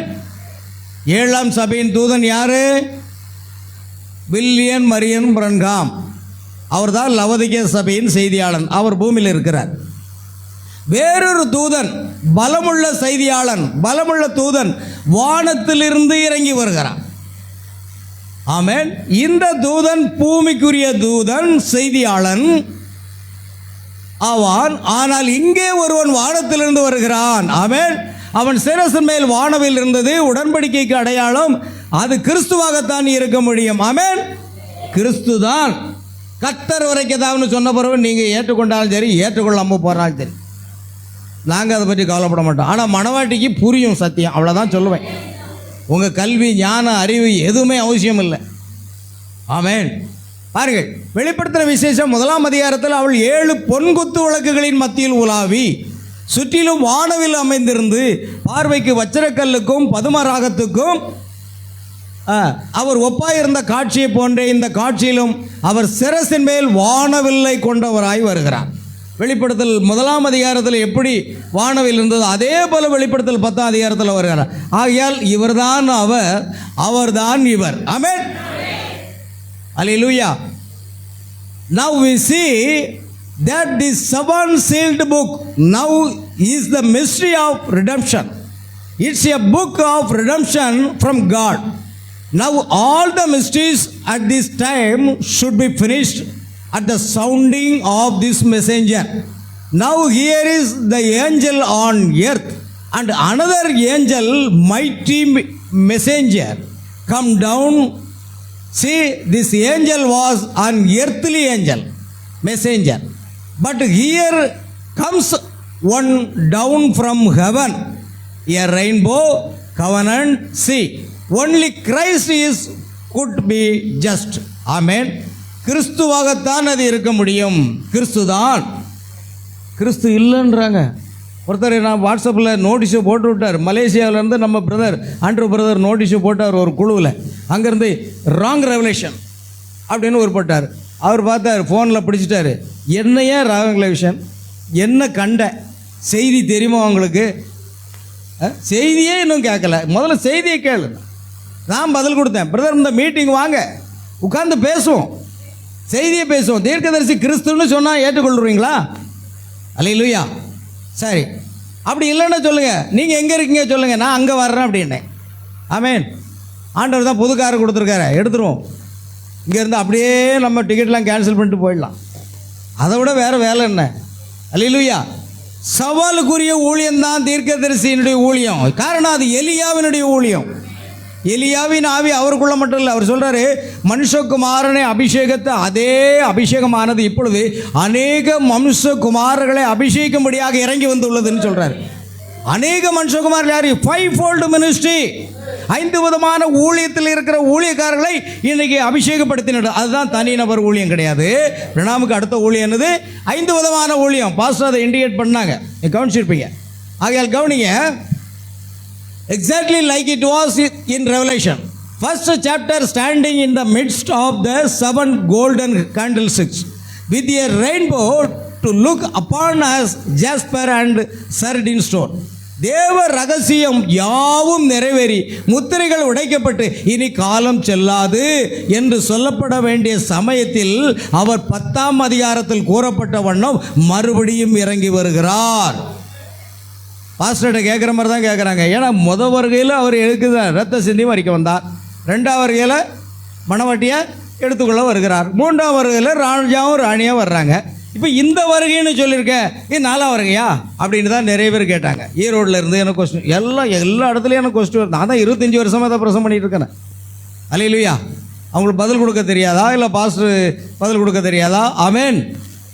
வரமாட்டாங்க. உட்காந்து பேச வாங்கன்னா வருவாங்களா? வரமாட்டாங்க. சும்மா எங்கேயே இருந்து நான் பார்த்தேன், என்னடா இது இன்னைக்கு ஊழியக்காரர் ரொம்ப குறைவு. என்கிட்ட மெசேஜில் தெரியுமா உங்களுக்கு? 90% எந்த ஊழியக்காரன்னா வாட்ஸ்அப் ஊழியக்காரங்களை தான் அதிகம். 90% யார்? ஒருத்தருக்கு போய் சுவிசேஷம் வீடு வீடாக சந்தித்து ஆத்மாக்களை சந்தித்து சுவிசேஷம் சொல்கிறதில்ல. ஆமென். இவங்க காலையில் 5 மணிக்கு வாட்ஸ்அப் எடுத்தாங்கன்னா இரவு 12 மணி வரைக்கும் மெசேஜ் போட்டுக்கிட்டே இருப்பாங்க. இதுதான் நடந்துக்கிட்டு இருக்க ஊழியம். இவர் ஒன்று அனுப்புவார், அவர் ஒன்று அனுப்புவார். நம்ம தாமஸ் ஜெயசீலன் அவரும் சளைத்தவர் அல்ல. ஆமென். அங்கே இந்த வாட்ஸ்அப் வரதெல்லாம் இவர் பதில் போட்டுக்கிட்டே இருப்பார். ஆமே, அது நடந்துக்கிட்டே இருக்குது. நான் இதெல்லாம் கவனிச்சிக்கிட்டே இருப்பான். இப்போ உள்ளே நுழையக்கூடாது, அளவுக்கு மீறி போனோன்னா மண்டையில் ஒரே அடித்து உட்கார வைக்கணும். அதுக்கு நான் பார்த்துக்கிட்டே இருப்பேன். அல்லேலூயா. அளவுக்கு மீறி போச்சுன்னா ஒரே போடு, ஐயா எங்கே வரணும் சொல்லு. நேர்கேள்வி தான். நாங்கள் வாட்ஸ்அப்பில் உடனே போட்டுக்கிட்டு அலைய முடியாது. எங்கே வரணும், ஒன்று நீங்கள் வாங்க, இல்லைன்னா நாங்கள் என்ன செய்கிறோம், வரோம், அவ்வளோதான். அல்லேலூயா. நமக்கு இதை போட்டு நமக்கு வாட்ஸ்அப்பில் எல்லாம் போடுறதுக்கு டைம் இல்லை, நமக்கு ஊழியம் இருக்குது. நீங்கள் அத்தனை பேருக்கு வாட்ஸ்அப் ஊழியக்காரங்க 90% இருக்காங்க. 10% தான் அழைக்கப்பட்ட ஊழியக்காரன். இவங்க தான் ஆத்மாக்களை வீடு வீடாக சந்தித்து சுவிசேஷம் சொல்லி பாவத்திலையும் வியாதியிலையும் கிடக்கிற ஜெபம் பண்ணி உபாசம் இருந்து விடுதலை செய்து சாப்பியில் கொண்டு மந்தையில் சேர்ப்பாங்க. ஆனால் கொக்கி போடுறதுக்குன்னு ஒரு கூட்டம் இருக்குது. இந்த கடைசி கால செய்தியில் திருட்டு பயிலும் நிறையா இருக்கான். ஒரு சபையில் கொஞ்சம் ஆத்மா வந்துடக்கூடாது, உடனே திருடி கொண்டு போயிடணும்னு பார்ப்பாங்க. அல்லேலூயா. நீங்கள்லாம் உங்களை யாராவது திருட முடியுமா? இல்லையா, போங்களா மெதுவா. அல்லேலூயா. ஆமென். இயேசு சொன்னார், நீங்களும் போய்விட மனதாக இருக்கிறளோ, நான் என்ன சொல்லேன், போனால் போகட்டும் போடா. அல்லேலூயா. சரி கவனிங்க. ஆகையால் முத்திரைகள் உடைக்கப்பட்டு இனி காலம் செல்லாது என்று சொல்லப்பட வேண்டிய இந்த சமயத்தில் அவர் 10ஆம் அதிகாரத்தில் கூறப்பட்டவனும் மறுபடியும் இறங்கி வருகிறார். அவர் இறங்கி வந்து 7ஆம் தூதன் எக்காலம் ஊத போகிற போது தேவ ரகசியம் நிறைவேறும் என்கிறார். ஆகையால் அந்த தூதன் பிரத்யட்சமாவதற்கு சமயம் வந்துவிட்டது. நாம் மிக அருகாமையில் இருக்கிறோம்.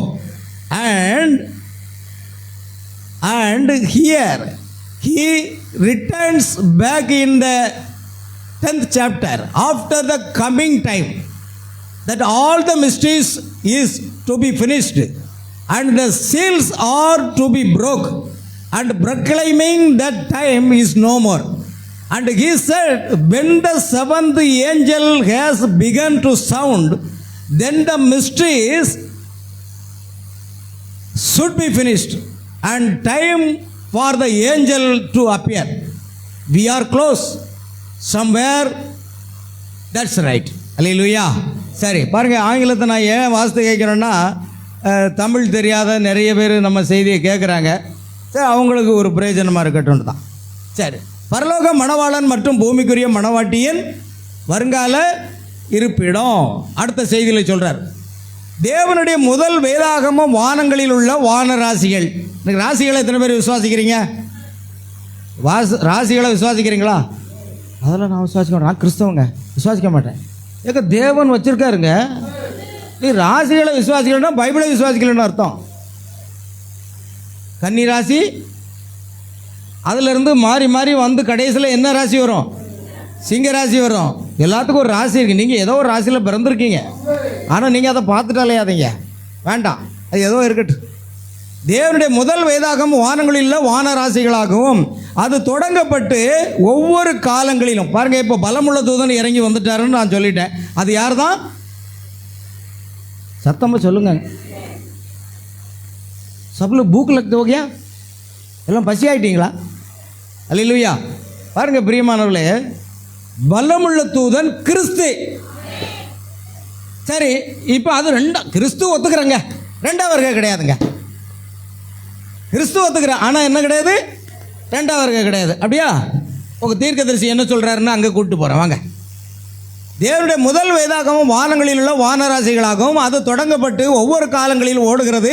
வானராசியின் முதலாவது காணப்படுது என்னது? இல்லையா? சினிமாக்காரன் பாடுறான், கன்னி ராசி என் ராசி, ரிஷப காளை ராசி என் ராசின்னு பாடினானா இல்லையா? ஒரு காலத்தில் சினிமா பாட்டு ரசிகனா, சினிமா பாட்டுக்கு ரெக்கார்டு சென்டரே வச்சு நடத்தினவன் மும்பையில். அல்லேலூயா. எனக்கு தெரியாத பாட்டு. அல்லேலூயா. கன்னி ராசி தான் முதல்ல. அல்லேலூயா. அடுத்தது அவ்விதமாகத்தான் அவர் முதலில் வந்தார். இயேசு கிறிஸ்துவினுடைய ராசி என்ன? கன்னி ராசி. கன்னி ராசியும் அவருக்கு சொந்தம், சிம்ம ராசியும் அவருக்கு தான் சொந்தம். அவன் ராசியின் ஆரம்பமும் அவர் தான், முடிவும் அவர் தான், ஆதியும் அவர் தான், அந்தமும் அவர் தான், அல்பாவும் அவர் தான், ஒபேகாவும் அவர் தான், முந்தினவரும் அவர் தான், பிந்தினவரும் அவர் தான். ஆனால் ராசிகளை நீங்கள் மேற்கொள்ளாதீங்க. முதல் ராசி இயேசுக்கு தான், கடைசி ராசியும் அவருக்கு தான். அல்லேலூயா. ஆகையால் வான ராசியின் கடைசியில் காணப்படுவது லியோ என்னும் சிங்கமாயிருக்கிறது. ஆமென். அது அவருடைய இரண்டாம் வருகையை குறிக்கிறது. கரங்களை தட்டி கர்த்தரை மகிமைப்படுத்துங்க. அது கிறிஸ்து இல்லையா, அது அடையாளமா, அது ரெண்டாம் வருகையும் கிடையாதான். இப்போ அவர் சொல்லிட்டாரு, என்ன செய்ய போறியா? சொந்த கருத்தா இதை சொல்லுங்க. அது எந்த வருகைங்க? அப்படியே ரெண்டாம் வருகை. ஏன் ஸ்தாபனத்துக்காரன் ரெண்டாம் வருகிறது, எடுத்துக்கொள்ளப்படுதல் ஸ்தாபனத்துக்காரன் 2000 வருஷமா சொல்லி ஊறி போச்சு ரத்தத்தில். உங்களுக்கு அந்த ஊரல் வெளியே வரலையே. ஆமென். அந்த ஸ்தாபன பிரமாணத்திலிருந்து என்ன செய்யுங்க, முதல்ல வெளியே வாங்க, அப்போ தான் புரியும், இல்லைன்னா புரியாது. இப்போ தீர்க்கதரிசி சொல்லிட்டாரு, என்ன செய்ய போறீங்க? ஆமென். வானராசியின் கடைசியில் காணப்படுது லியோ என்ன சிங்கமாய் இருக்கிறது, அது அவருடைய இரண்டாம் வருகையை குறிக்கிறது. ஆமென். அல்லேலூயா. சிங்கமா எப்போ இறங்கி வந்தார்? சிங்கமா எப்போ இறங்கி வந்தார் சொல்லுங்க? 63 இறங்கி வந்துட்டார். அப்பொழுது ஏற்கனவே பூமியில் யார் இருக்கிறார்? லவோதிக்கே சபையின் 7ஆம் சபையின் செய்தியாளர் பூமியில் இருக்கிறார். அப்பொழுது சிங்கமாக இறங்கி வந்ததுதான் இரண்டாம் வருகை. இது நான் சொல்லலைங்க, தீர்க்கதரிசி கர்த்தர் உரைக்கிறதாவதுன்னு சொல்றாரு.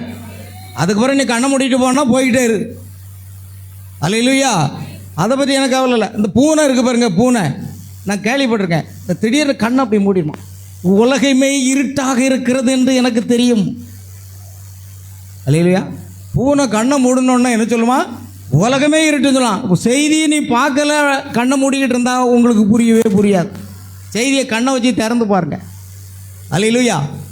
வானராசியின் கடைசியில் காணப்படுது லியோ இன்னும் சிங்கமாக இருக்கிறது, அது அவருடைய இரண்டாம் வருகையை குறிக்கிறது.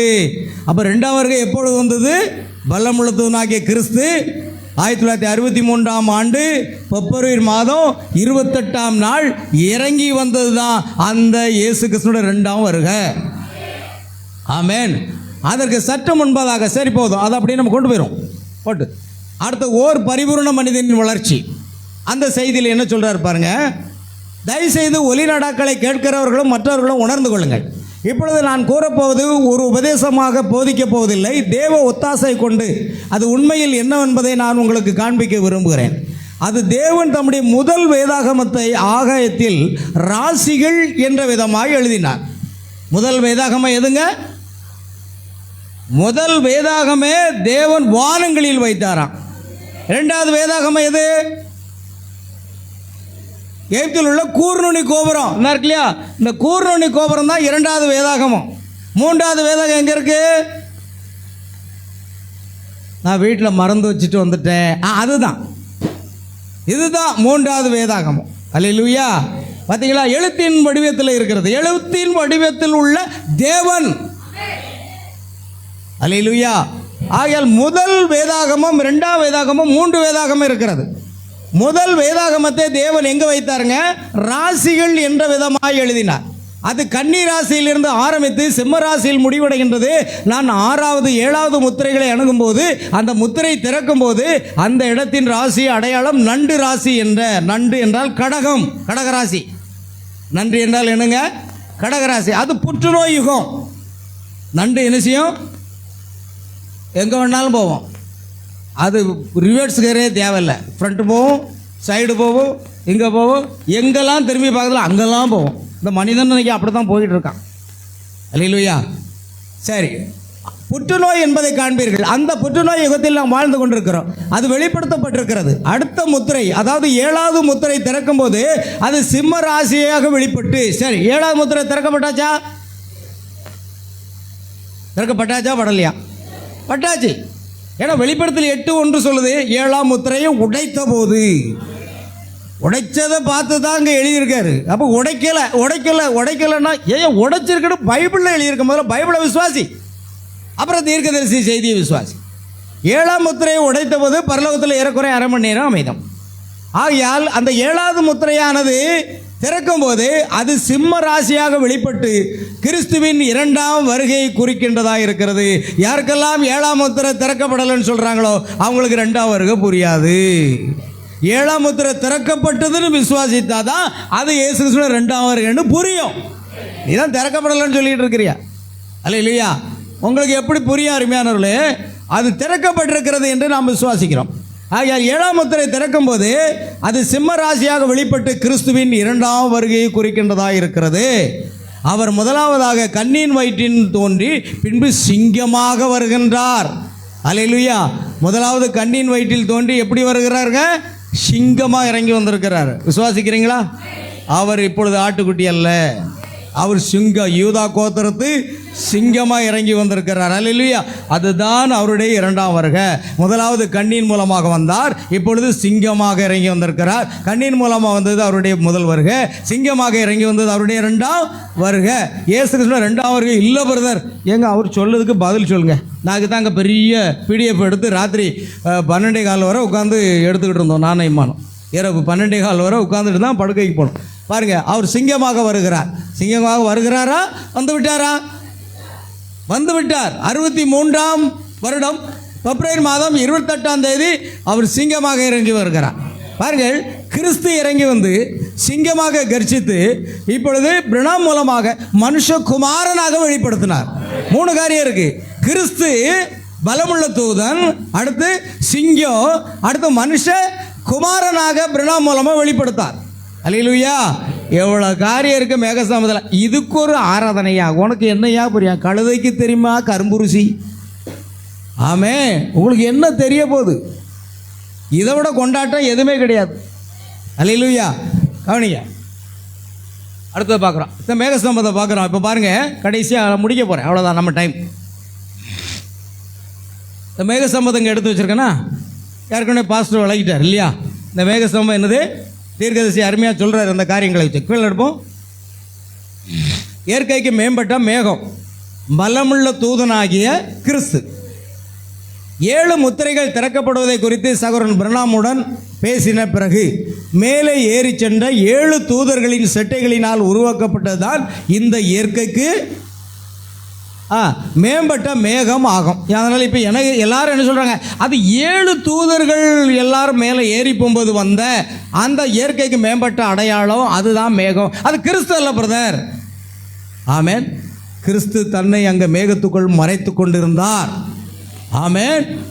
எப்பொழுதுமே இயேசு கிறிஸ்து முதலாம் வருகையில் எடுத்துக்கொள்ளப்படும் போது எப்படி எழுந்து அப்போஸ்தலர்கள் இருக்கு இல்லையா? 1ஆம் அதிகாரத்தில் உங்கள் கண்களுக்கு முன்பாக இந்த இயேசுவானவர் எப்படி எழுந்தருளி போனாரோ அப்படியே வருவார். முடிஞ்ச வாசிங்க சீக்கிரம். அப்போஸ்தலர் 1ஆம் அதிகாரம்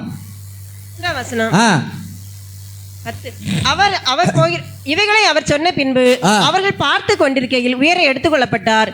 அவர்கள் கண்களுக்கு மறைவாக ஒரு மேகம் அவரை எடுத்துக்கொண்டு, மேகம், ஒரு மேகத்துக்குள் தன்னை மறைத்து கொண்டு அவர் சென்று விட்டார். அவர் கண்களுக்கு மறைவாக, அவர் கண்களுக்கு முன்பாக எடுத்துக்கொள்ளப்பட்டார். பின்பு மேகம் மறைத்து கொண்டது. அவர் போகிற போது அவர்கள் வானத்தை அண்ணார்ந்து பார்த்து கொண்டிருக்கிறீர்கள். போதும். கலிலாயரா மனுஷரே, நீங்கள் ஏன் வானத்தை அண்ணார்ந்து நிற்கிறீர்கள்? உங்களிடத்திலிருந்து வானத்துக்கு எடுத்துக்கொள்ளப்பட்ட இந்த இயேசுவானவர் எப்படி உங்கள் கண்களுக்கு முன்பாக வானத்துக்கு எழுந்தருளி போனாரோ, மேகத்துக்குள்ளாக மறைத்து கொண்டு எப்படி எழுந்தருளி போனாரோ அப்படியே மறுபடியும் வருவார் என்றார். அப்படியே மறுபடியும் வருவார். மேகத்துக்குள்ளாக வந்தாரா? இந்த மேகத்துக்குள்ள வந்தாரா வரலையா? அவர் சொன்ன வார்த்தையை அவர் நிறைவேற்றி இருக்கிறார். உங்களுக்கு புரியலன்னாங்க நாங்கள் என்ன பண்ணட்டும்? ஆமேன். ஆனால் ஒன்றே ஒன்று மணவாட்டிக்கு புரியும். மணவாட்டின்னா புத்தி இல்லாத கன்னிகை கிடையாது, புத்தி உள்ள கன்னிகை மட்டும்தான் மணவாட்டி. புத்தி இல்லாத கன்னிகள் தான் கைவிடப்பட்டு உபத்திர காலத்துக்கு போயிடுவாங்களே. அல்லேலூயா. பாருங்கள், இயற்கைக்கு மேம்பட்ட மேகம். பிப்ரவரி மாதம் 1 பிடிச்சி விடுவாங்க, அடுத்ததை விட்டுருவாங்க. பிப்ரவரி மாதம் 28ஆம் தேதி 1963 அன்று சூரிய அஸ்தமன நேரத்தில் பிளேக் ஸ்டாப் அரிசோனாவின் மேல் இந்த மகத்தான மேகம் புகைப்படம் எடுக்கப்பட்டது. இது 26 மைல் உயரமும் 30 மைல்கள் அகலமும் வாய்ந்ததாக இருந்தது. இப்புகைப்படமானது முதல் முறையாக மே 17, 1963 அன்று லைவ் பத்திரிகையில் அச்சிடப்பட்டது. இது சூரிய உதயம். பாருங்க, இது டக்குன்னு முடிஞ்சிடும் நமக்கு. ஆகவே அது என்னவென்று அவர்களுக்கு தெரியாது. சூரிய உதய செய்தியில் சொல்கிறாரு, இந்த மேகஸ்தம்பம் என்னவென்று தெரியல. புகைப்படம் எடுத்தாங்க இல்லையா, அவங்களுக்கு தெரியாது. அதான் முத்திரைகளை பிரிண்ட் பண்ணவங்களுக்கு 2வது தெரியாது, மேகம் என்னன்னு தெரியாது. மேகத்தை பிரிண்ட் பண்ணவங்களுக்கு மேகம் என்னன்னு தெரியாது. சரிதானா? பாஸ்டர் அருமையான ஒரு விளக்கம் கொடுத்தாரு நமக்கு. நல்லது தான், பிடிச்சிடுங்க உறுதியாக. நல்ல பாயிண்ட் வரும்போது அப்படியே நீங்கள் உறுதியாக பிடிச்சிக்கணும் இல்லையா? பாருங்க, அது என்னவென்று அவர்களுக்கு தெரியாதான். புகைப்படம் எடுத்தவங்களுக்கு தெரியாது. ஆமென். அவர்களுக்கு அது என்னன்னே தெரியல. அது 7 தூதர்கள் போனாங்க இல்லையா, அதனால் உண்டான என்னது ஒரு மேகஸ்தம்பம், இயற்கைக்கு மேம்பட்ட மேகம், அதுதான் அவங்களுக்கு புரிஞ்சது. ஆனால் நாங்கள் இல்லைங்க, அந்த மேகத்துக்குள் தேவன் தன்னை, இயேசு கிறிஸ்து தன்னை மறைத்து கொண்டான். அங்கதான் பலமுள்ள தூதன், அங்கதான் கிறிஸ்து, அங்க பரிசுத்தாவின் அந்த அபிஷேகமானது பிரணாமுக்குள் அபிஷேகித்து சபையில் சென்று 7 முத்திரைகளை பிரசங்கம் பண்ணு. ஆமென். அதுதான் மனுஷகுமாரனாக ஒரு மனுஷகுமாரன் அந்த மனுஷகுமாரனை வெளிப்படுத்துகிறார், அல்லது அந்த மனுஷகுமாரன் ஒரு மனுஷகுமாரன் மூலமாக தன்னை வெளிப்படுத்துகிறார். அல்லேலூயா. பாருங்கள், ஆகையால் அவர்களுக்கு அது என்னவென்று தெரியாது, ஆனால் நமக்கு தெரிந்திருக்கிறது. உங்களுக்கு தெரிந்திருக்கா? உங்கள் கண்கள் காண்கிறதுனாலும் காதுகள் கேட்கிறதுனாலும் அவைகள் பாக்கியம் உள்ளவைகள். ஆமென். இந்த பக்கமாக திருப்பி பாருங்கள். பார்த்தீங்களா, தீர்க்கதரிசி அந்த படத்தை திரும்பி பார்க்குறார். அவங்க புகைப்படம் எடுத்தது, ஆனால் ஆவியானுடைய ஏவுதலால் அதை திருப்பி பார்க்குறார். பார்க்கும்போது மேகஸ்தம்பத்தை புகைப்படத்தை பற்றி விளக்குகிறார். அங்கே மேலே இருந்தது நம்முடைய கர்த்தர் தாமே. அல்லேலூயா. வாசிங்க வாசிங்க. அங்கே நீங்க அத்தனை பேரும் சாட்சி, நீங்க அத்தனை பேரும் சாட்சி. அங்கே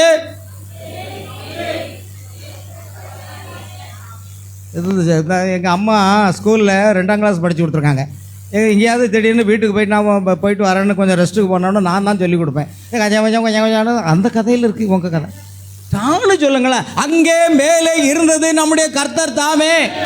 நீங்கள் 2ஆம் கிளாஸ் நடத்தின மாதிரிலாம் இருக்குது. எங்கள் அம்மா இல்லாத நேரத்தில் நான் தான் 2ஆம் கிளாஸ் பிள்ளைகள் நடத்தியிருக்கேன். அப்போ நினச்சேன், இந்த பிள்ளைகளை மேய்க்கிறத விட 4 மாடு மேய்ச்சிட்டு போயிடலான்னு பார்த்தேன். அவ்வளோ கஷ்டம். 2ஆம் வகுப்பெல்லாம் படி எங்கள் அம்மாவும் பாவம் ரிட்டையர்ட் ஆகிறது வரைக்கும் எப்படித்தான் அந்த பிள்ளைகளை பண்ணாங்க. அல்லேலூயா. கவனிங்க, அங்கே மேலே இருந்தது நம்முடைய கர்த்தர் தாமே. இந்த ராங் ரெவலேஷன் சொல்றவங்க என்ன சொல்றாங்க, அது அடையாளம் தான், அது கிறிஸ்து இல்லை, அது 2ஆம் வருகையும் இல்லை, அது கர்த்தரும் இல்லை. 3 காரியத்தை சொல்லிட்டேன். அது கிறிஸ்து தான், அடுத்தது அது 2ஆம் வருகை தான், அடுத்தது அது கர்த்தர் தான். 3 பாயிண்ட் தூக்கி வச்சுட்டேன். இனி நீங்கள் என்னமும் பண்ணிட்டு வாங்க, அதை பற்றி கவலை இல்லை. இனி பேசணும்னா வாட்ஸ்அப்பில் பேசாதீங்க, நேரில் வாங்க. எங்கே வரணும்? ஊட்டிக்கு வரணுமா, கொடைக்கானல் வரணுமா, இல்லை எங்கே வரணும்னு சொல்லுங்கள். கர்த்தர் கார் கொடுத்துருக்க, இப்போ சிட்டா பறந்துடும். ஜானேசக் பாஸ்டர் ரெடி தான். அல்லேலூயா. தேவதாஸ் பாஸ்டர் ரெடியாக தான் இருக்கிறாரு. போயிடுவோம். உலகத்தை கலக்கிறவர்கள் இங்கே விழுந்து விட்டா. மணவாட்டிக்கு மத்தியில் ஒரு எழுப்புதல் உண்டுன்னு கேள்விப்பதில் 22 சொன்னாரா சொல்லலையா? மணவாட்டிக்கு மத்தியில் இந்த எழுப்புதல் வரும் பாருங்க. சும்மா நீங்கள் சொன்ன மாதிரி மேகஸ்தம்ப படத்தை மட்டும் வச்சுக்கிட்டு அதை சொல்லவும் இல்லை, சாட்சியும் இல்லை, ஒன்றும் இல்லைன்னு அது என்ன அர்த்தம்? ஆமே, கழுத்தை பிடிச்சி தள்ளினாலும் இதுதான் 2ஆம் வருகைன்னு சொல்லுங்க. உப்பு பிஸ்கட்டை சாப்பிட்டு ஆற்று தண்ணீரை குடிக்க இருந்தாலும் நான் சத்தியத்தை தான் பிரசங்கம் பண்ணுவேன்னு சொன்னாரு. அந்த அபிஷேகம் எனக்குள் இருக்கிறது, உங்களுக்குள் இருக்கிறது, இந்த ஊழியக்காரர்களும் இருக்கிறது. ஆமென். நீ போடுற பிச்சை காசுக்காக உன் பின்னால் வர முடியாது. அல்லேலூயா. சும்மா என்னமோ தசம்பாத்தை கொடுத்தாலும் உன் பின்னால் நாங்கள் மடி கட்டிட்டு வருவோமா? அப்போஸ்தலர்கள் பரிசுத்தாவி யார் கை மேலாம் வச்சாங்களோ பரிசுத்தாவி பெற்றது போல சீமோன் என்ன பண்ணா, பணத்தை அள்ளி கொண்டு கொடுத்தான். நானும் யார் கையிலெல்லாம் வைக்கிறேனோ, யார் மேலே கை வைக்கிறேனோ பரிசுத்தாவி வரணும் அப்படின்னு பண்ணது. உன் பணம் ஒன்னோட கூட நாசமாகக்கூடாது. இன்னைக்கு என்னமோ காணிக்க ஊழியக்காரனை காணிக்க கொடுத்து தசமம் கொடுத்து விலைக்கு வகையில் நினைக்கலாம், ஒரு நாள் நடக்காது. அல்லேலூயா. நாங்கள் தேவனுடைய அபிஷேகத்தை பெற்றவர்கள், தேவனுடைய தரிசனத்தை பற்றி ஊழியத்துக்கு வந்திருக்கோம். இயேசு நேரடியாக பேசியிருக்கார். இன்னைக்கு அநேகருக்கு தரிசனம் கிடையாது, அநேகருக்கு இயேசு நேரடியாக பேசலை. இவங்க எல்லாரும் 10-20 புத்தகத்தை படிச்சுட்டு பாஸ்டர் ஆகிட்டாங்க. முதல்ல சுவிசேஷகரத்தான் ரொம்ப வருஷமாக இருப்பாங்க, அப்புறம் காணிக்க வரலன்னா சபைன்னா ஒரு 10 பேர் தசம்பாகத்தை வாங்கிடலாமேன்னு பாஸ்டர்னு போட்டுருவாங்க. இதான் நடந்துக்கிட்டு இருக்கு. நான் ஒருத்தர் சொன்னேன், என்னங்க இவ்வளோ நாளும் சுவிசேஷகராக இருந்தால் இப்போ பாஸ்டர் ஆகிட்டீங்கன்னு சொன்னான். இப்போ தான் வெளிப்பாடே கிடைச்சதா? அல்லேலூயா. நாம் யாரையும் விட்டு வைக்கிறது இல்லை. ஏன்னா நீ கொடுக்குற துட்டிலேயே நான் சாப்பிட்டுக்கிட்டு இருக்கேன். அல்லேலூயா. எனக்கு ஒத்தாசை வரும் பர்வதங்களுக்கு நேராக என் கண்களை ஏறெடுக்கிறேன். வானத்தையும் பூமியும் படைத்த கர்த்தரிடத்திலிருந்து எனக்கு ஒத்தாசை வரும். 35 ஆண்டுகளாக இதே செய்தியை பிரசங்கம் பண்ணிட்டு வரோம். அல்லேலூயா. கவனிங்க, நீங்கள் காணிக்கையினால தசம்பாகத்தில் உங்களுக்கு சேர்த்தான் சொல்கிறேன். காணிக்கையை தசம்பாகத்தை வச்சு ஊழியக்காரனை மடக்கிறலான்னு நினச்சிங்க, ஒருபோதும் நடக்காது. ஆமென். நல்ல பி கேர்ஃபுல். மரியாதை செய்தியை ஒழுங்காக படிங்க, பாஸ்டர் சொன்ன மாதிரி. ஆகையால் அங்கே மேலே இருந்தது நம்முடைய கர்த்தர் தான். கர்த்தர் தான் இருந்தார். உன் கண்ணுக்கு மேகமாக தெரியுது, உனக்கு கண்ணுக்கு 7 தூதர்களாக தெரியுது, எங்களுக்கு அப்படி இல்லை. எங்கள் கண்களுக்கு அது பலமுள்ள தூதனாக, அது கிறிஸ்துவாக, அது இயேசு 2ஆம் வருகையாக, அது கர்த்தராகிய இயேசு கிறிஸ்துவாக எங்களுக்கு வெளிப்பட்டிருக்கிறது. ஆமென், அல்லேலூயா. மணவாட்டிக்கு மட்டும்தான் புரியும், மற்றவங்களுக்கு புரியாது. ஆகையால் புரிந்து கொண்டீர்களா? தீர்க்கதரிசி தன்னுடைய சபைக்கு கேட்கிறாரு, புரிந்து கொண்டீர்களான்னு கேட்கிறாரு. நீங்க புரிந்து கொண்டீர்களா? நிச்சயமா. உலகமா அதை குறித்து ஒன்றுமே அறியவில்லை. இந்த உலகம் அதை குறித்து ஒன்றுமே அறியவில்லை. அவன் மொட்டையை போட்டான், இயற்கைக்கு மேம்பட்ட மேகம், அவ்வளோதான். அது ஒன்று தான் தெரியும். அல்லேலூயா. இன்னைக்கு நம்ம செய்தியில் உள்ளவங்களுக்கு அதுதான் தெரியும், உலகத்தாருக்கு அதுதான் தெரியும். ஆமென். ஆனால் நாமோ அங்கே கர்த்தர் நின்றார் என்பதை புரிந்து கொண்டோம். பாருங்க, கொஞ்சம் கேளுங்க, லைட்டா இன்னும் கொஞ்சம். போதும். எங்க 2 சாட்சிங்க, புரியுதா? அங்கே மேலே இருந்தது நம்முடைய கர்த்தர் தாமே. ரெட் கலர் நல்லா புரியுதா? சரி, அடுத்தது ப்ளூ கலர். நாமோ அங்கே கர்த்தர் நின்றார் என்பதை புரிந்து கொண்டோம். நீங்கள் புரிந்து கொண்டீர்களா? ஆமென், அல்லேலூயா. அதுதான் பிரியமான தேவ பிள்ளைகளே, நீங்க மணவாட்டி என்பதை உறுதிப்படுத்துகிற காரியம். அல்லேலூயா. பாருங்கள், அடுத்ததாக முடிஞ்சதுன்னு நினைக்கிறேன். முத்திரைகளை திறந்தவர் அவரே அந்த முத்திரைகள். ஏனெனில் தேவனுடைய முழு வார்த்தையும் கிறிஸ்துவே திறக்கப்பட்ட முத்திரைகள். அப்படியானால் முத்திரைகள் திறக்கப்படுவது என்பது என்ன? இயேசு கிறிஸ்துவை பெற்ற வெளிப்படுத்துதல். 7 சபை காலையில் தூதர்களும் 7 சபையின் காலத்தோடு போய்விட்டார்கள். அந்த காரியங்களை நாம் பார்க்க முடியாது. அவர்கள் அந்த புகைப்படத்தை எடுத்தார்கள், நாம் அல்ல. அங்கேதான் அவர் பிரதம நீதிபதியாக நின்று கொண்டு, எவ்வளவு பாயிண்ட்ஸ் இருக்கு பாரு. அவர் கிறிஸ்துங்கிறாரு, அது 2ஆம் வருகைங்கிறாரு, அடுத்து அது கர்த்தருங்கிறாரு. ஆமென். இப்போ யாரா? நீதிபதி. அப்போ அந்த மேகசம்பத்தில் உனக்கு ஒன்றுமே தெரியல, அல்லேலூயா. ஆனால் எல்லாம் அங்கே இருக்கு, நீங்கள் சொன்ன மாதிரி. ஆமென். அடுத்தது, அங்கேதான் அவர் பிரதம நீதிபதியாக, ஒரு நீதிபதி வெள்ளை டோப்பா அணிந்திருக்கிறது போல, வெண்மையான டோப்பாவை அணிந்தவர் போல அவர் இறங்கி வந்திருக்கிறாருன்னு சொல்றார். இப்பொழுது அவர் பிரதம நீதிபதியாக நின்று கொண்டு அவர்தான் அல்பாவும் ஓமேகாவும் என்றும் ஆதியும் அந்தமானவர் என்றும் வெளிப்படுத்தி காட்டுகிறார். அல்லேலூயா. மறந்துடாதீங்க, செய்தியை திரும்ப போட்டு கேளுங்க, இது ஒரு முக்கியமான செய்தி. யாரும் உங்களை ஏமாற்ற முடியாது. அல்லேலூயா. எனக்கு அருமை, எவ்வளவு காரியத்தை நம்ம அதில் பார்த்தோம். பிரதம நீதிபதி ஒரு சொல்கிறாரு, கர்த்தருடைய பெரிதும் பயங்கரமான நாள் வருதுக்கு முன்னால் எலியா தீர்க்கதரிசனம் பயங்கரமான காரியங்கள் 2ஆம் வருகையில் நடக்கணுமே அப்படின்னு ஒருத்தர் எனக்கு கமெண்ட் பண்ணியிருக்கார். பயங்கரமான காரியம் இன்னும் நடக்கலையா? எங்க வரலாறு காணாத தீ பிடிச்சி எரிஞ்சதுங்க. 1 வருஷமா இப்படி நடந்ததே இல்லையா? அமெரிக்காவே ஆச்சரியப்பட்டுக்கிட்டு இருக்கு. இது சதி திட்டமா என்னன்னு சொல்லி ஆராய்ச்சி பார்த்தா ஒரு காலம் இது நடந்ததே இல்லை. சீனாவில் வரலாறு காணாத மழை. அடுத்து இன்னொரு நாடு, ஏதோ ஒரு நாடு இருந்து அங்கே வரலாறு காணாத பனி. எல்லா இடத்துலையும் இப்போ வரலாறு காணாத மழை, வரலாறு காணாத நெருப்பு, வரலாறு காணாத பனிப்பொழிவு எல்லாமே நடந்து ஒரு இடத்துல வரலாறு காணாத அளவுக்கு எரிமலை சீற்றங்கள், இன்னும் அநேக இடங்களில் பூமி எதிர்ச்சிகள். தெரியலையா உங்களுக்கு? பயங்கரமான நாள்.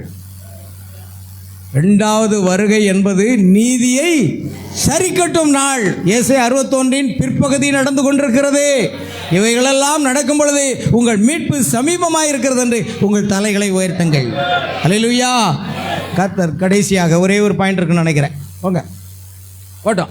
எங்கே இப்போ ஒரு சின்ன முக்கியமான பாயிண்ட்டை போட வேண்டியிருக்கு. போட்டு மேலே பலமுள்ள தூதன் கிறிஸ்து. நான் பலமுள்ள தூதன் யாரை காமிச்சேன்? இருக்காங்க. நான் பலமுள்ள தூதன் யாரை காமிச்சேன்? இப்போ உங்ககிட்டே கேட்குறேன், பலமுள்ள தூதன் இதா? பலமுள்ள தூதன் இதா? அங்கேயா? இங்கே? இங்கே தானா? கோயம்புத்தூரில் இருந்து எனக்கு ஒரு காலண்டர் வந்திருக்கு. நான் அந்த காலண்டரை பார்த்த உடனே நினச்சேன், கோயம்புத்தூர்லேருந்து நிறைய பேர் வந்திருக்காங்க இல்லையா? நீங்கள் ஒன்றும் கதை கலக்க வேண்டாம். அங்கே இந்த மாதிரி வேலையெல்லாம் யார் பண்ணணுன்னு உங்களுக்கு நல்லா தெரியும். அல்லேலூயா. அங்கேருந்து ஒரு காலண்டர் போட்டிருக்காங்க.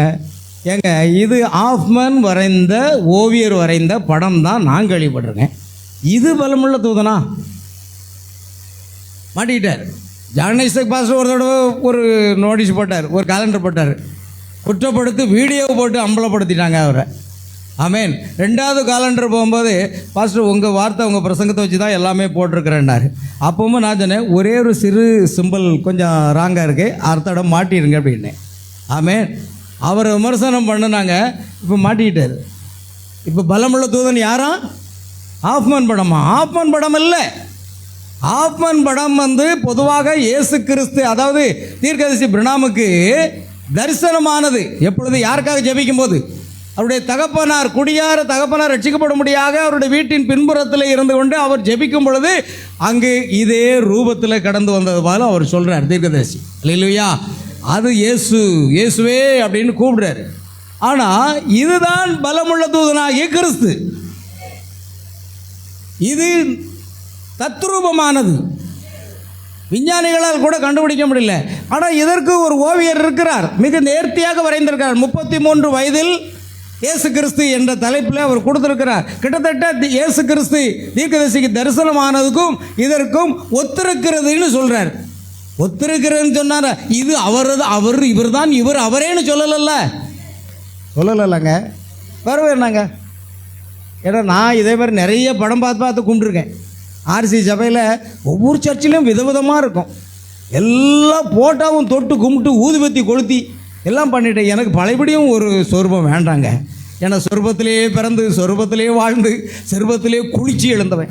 திரும்பவும் எனக்கு ஒரு சொரூபம் வேண்டாம். என் ஆண்டவர் இயேசு இதோடு அழகாக இருப்பார், மிக அருமையாக இருப்பார். அதுதான் நான் பார்க்குறதுக்கு எதிர்பார்த்தேன். ஏன்னா இது என் மனசில் பதிஞ்சிரும். இதை வச்சுக்கிட்டே இருந்தேன்னு வைங்களேன், என் மனசில் ஆழமாக பதிஞ்சிரும். வேண்டான்னு தான் நான் தள்ளிடுறேன். ஆனால் இது எனக்கு வேணுங்க. உங்களுக்கு அது நன்றாக இருக்கிறது, அருமையாக வரைந்திருக்காரு, தீர்க்க சொல்கிறார், கரெக்டு. ஆனால் ஒன்று பிரியமானவர்களே, இது பலமுள்ள தூதனாகிய கிறிஸ்து அல்ல, இதுதான் பலமுள்ள தூதன். முடிஞ்சிச்சா? என்னப்பா இன்னும் இருக்குதா? முடியலையா? கடைசி ஒரு பாயிண்ட். மனுஷகுமாரன் கடைசி காலத்தின் ஆவின் அபிஷேகம் பெற்றார்ல, மனுஷகுமாரன் வெளிப்படும் அதே நாளில் 7ஆம் தூதனின் செய்தி முத்திரைகளை திறக்கும். 7ஆம் தூதன் மனுஷகுமாரன் அல்ல. இன்னைக்கு அநேகர் 7ஆம் பிரணாம மனுஷகுமாரன் இயேசு கிறிஸ்துன்னு சொல்லிட்டு இருக்காங்க. அது கிடையாது. 7ஆம் தூதன் மனுஷகுமாரன் அல்ல. ஆனால் அந்த தூதன் மனுஷகுமாரனை வெளிப்படுத்துகின்றார். இவ்விருவரும் யார் என்று இப்பொழுது புரிகிறதா? யாருங்க? யோவான் ஸ்நானகர் கிறிஸ்து, வில்லியம் பிரணாம் கிறிஸ்து. இந்த 2 பேரும் யார் என்று உங்களுக்கு புரிகிறதா? 2 பேர் இருக்கிறாங்க பூமியில். ஒவ்வொருடைய கண்களும் சந்திக்குது. ஒன்று வில்லியம் பிரணாம், இன்னொன்று இயேசு கிறிஸ்து. யோவான் அல்ல, இயேசு கிறிஸ்துவும் வில்லியம் பிரணாமும் 2 பேரும் சந்திக்கிறாங்க.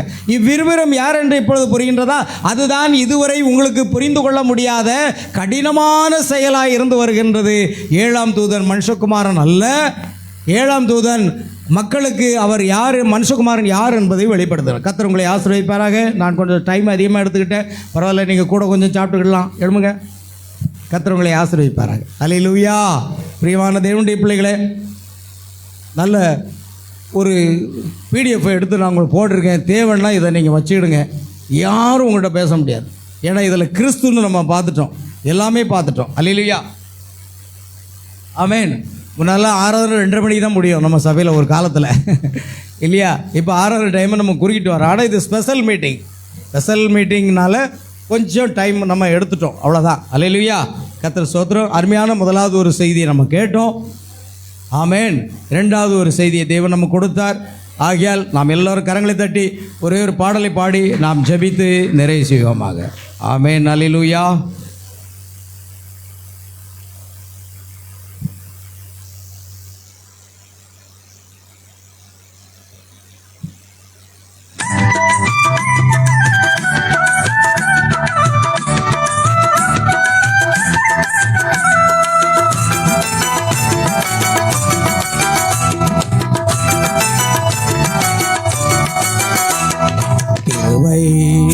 தேவ கிருபை, என் தேவனின் ஆசீர்வாத கிருபை. கிருபை, தேவ கிருபை, என் தேவனின் ஆசீர்வாத கிருபை.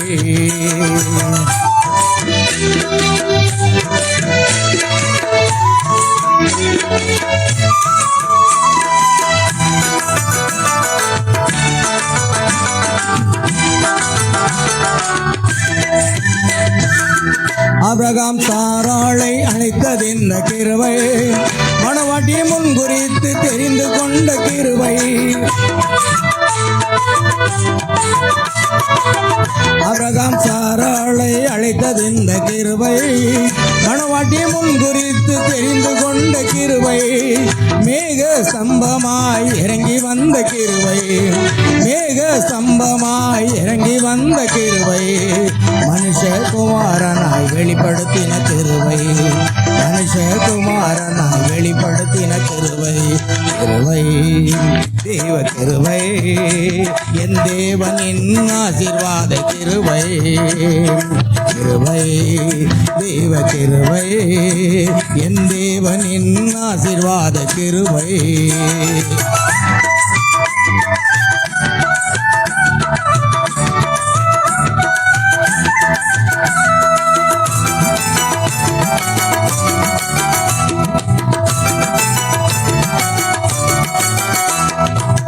பலமுள்ள தூதனாய் இறங்கி வந்த கிருபை, 7 முத்திரைகளை உடைத்தது இந்த கிருபை.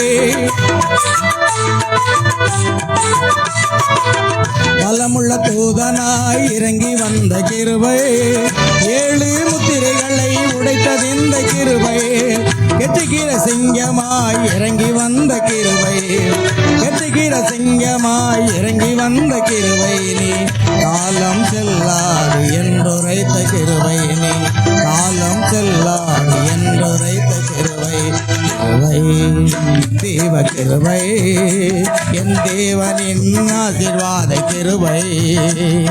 கிருபை தேவ கிருபை, என் தேவனின் ஆசீர்வாத கிருபை.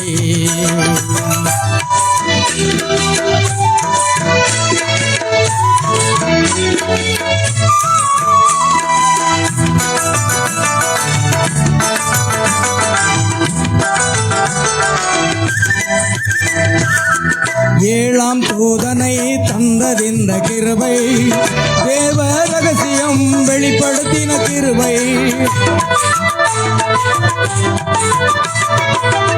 ஏழாம் தூதனை தந்ததிந்த கிருபை, தேவ ரகசியம் வெளிப்படுத்தின கிருபை. இறந்த புஸ்தகத்தை புசிக்க கொடுத்த கிருபை, இறந்த புஸ்தகத்தை புசிக்க கொடுத்த கிருபை. மணவாட்டியின் வாயில் மதுரமான கிருபை, மணவாட்டியின் வாயில் மதுரமான கிருபை. கிருபை தேவ கிருபை, என் தேவனின் ஆசீர்வாத கிருபை.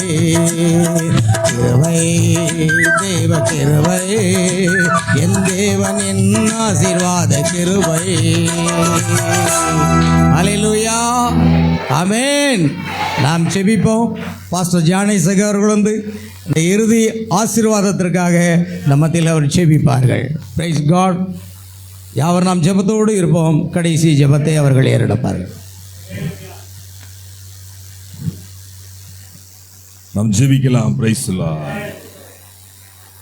எங்களை நேசிக்கிற அன்பின் பரலோக பிதாவே, இது கர்த்தர் உண்டு பண்ணின நாளாக இருந்ததுக்காக, இதிலே நாங்கள் ஆண்டவரை அடையாளம் கண்டு கொள்ளும்படியாக நீ தந்த விலையேற பெற்ற ஸ்லாக்கியத்துக்காக ஸ்தோத்திரிக்கிறோம். நிச்சயமாய் ஆண்டவரே, உம்முடைய கர்த்தாவே சிந்தையை நாங்கள் ஒருபோதும் புரிந்து கொள்ள முடியாது கர்த்தாவே.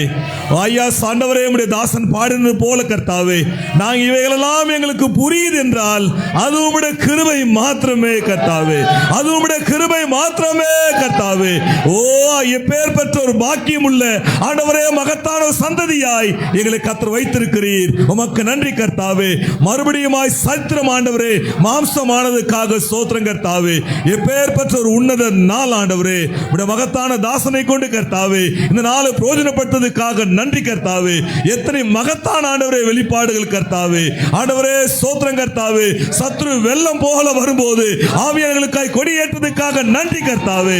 ஓ உமக்கு நன்றி கர்த்தாவே. ராஜா உமக்கு நன்றி கர்த்தாவே. அநேகர் கர்த்தாவே உம்மை கேள்வி கேட்க வந்த போது கூட கர்த்தாவே நீர் அதுக்கு வாழ்க்கையாக வாழ்ந்து காட்டி உடைய வார்த்தையினூடாக நிரூபித்தீர் கர்த்தாவே. ஓ, இந்த காரியம் ஆண்டவரே, ராஜா ஆண்டவரே, இந்த வேத வாக்கிய கர்த்தாவே இந்த நாட்களில் நிறைவேற்றப்பட்டபடினாலே மக்க நன்றி நன்றி நன்றி கர்த்தாவே. நன்றியோடு கூட ஸ்தோத்திரிக்கிறேன் கர்த்தாவே. நிச்சயமாய் ஆண்டவரே, அப்படியாய் ஆண்டவரே நீர் உறுதிப்பட்டதுக்காக ஸ்தோத்திரிக்கிறேன் கர்த்தாவே. உறுதிப்பட்டதுக்காக உமக்கு நன்றி கர்த்தாவே. நன்றியோடு கூட ஸ்தோத்திரிக்கிறோம். இந்த ஒலிபெருக்கி மூலமாக, இந்த யூடியூப் மூலமாக யாரெல்லாம் இந்த கர்த்தர் செய்தியை கேட்டுக்கொண்டிருக்கிறார்களோ, ஒருவேளை இந்த வருகை யாருக்காவது புரியாது இருப்பதானால், அது முன்குறிக்கப்பட்ட வித்தாக இருக்கிற பட்சத்தில், அது புத்தி உள்ள கன்னியாக இருக்கிற பட்சத்தில் அவளுடைய கண்களை கர்த்தர் திறக்கும்படியாக, ஓ இந்த செய்தி கர்த்தாவே, இந்த கூட்டமான கர்த்தாவே, அந்த கடைசி முன்குறிக்கப்பட்ட ஆளாக இருக்கிற பட்சத்தில் அது வித்தாக இருக்குமானால் அது வெளிப்பட்டி காட்டும்படியாக பாதத்திலே தாழ்த்தி ஒப்பு கொடுத்து செபிக்கிறோம். இந்த மகிமை உள்ள சபையை கர்த்தாவே இன்னுமா இந்த நாட்களில் மகிமைப்பட்டதுக்காக மக்க நன்றி நன்றி நன்றி கர்த்தாவே. தயவு செய்யுங்க கர்த்தாவே. இன்னுமா இந்த தாசனை கர்த்தர் எடுத்து பயன்படுத்தும். வந்த ஒவ்வொருத்தரை கர்த்தர் ஆஸ்வதிங்க கர்த்தாவே. கொடுத்த கரங்களை கர்த்தர் ஆஸ்வதிங்க ராஜா. தொடர்ந்து நீருடைய கர்த்தர் மேலான கூட்டங்களை நடத்த, மகனை கொண்டு பெரிய காரியங்களை கர்த்தர் செய்யும்படியாய் பாதத்திலே தாழ்த்தி ஒப்பு கொடுத்து செபிக்கிறோம். சித்தத்தை நிறைவேற்றும் ஆஸ்வதியும் பலப்படுத்தும் கர்த்தாவே. இந்த விலையேற பெற்ற கர்த்தராகிய இயேசுவின் நாமத்தினால் ஜெபிக்கிறோம் எங்கள் ஜீவன் உள்ள நல்ல பிதாவே. ஆமென் ஆமென். கர்த்தரை ஸ்தோத்ரி. என் முழு உள்ளமே அவருடைய பரிசுத்த நாமத்தை ஸ்தோத்ரி. என் ஆத்மாவே கர்த்தரை ஸ்தோத்ரி. கர்த்தர் செய்த சகல உபகாரங்களை மறவாதே.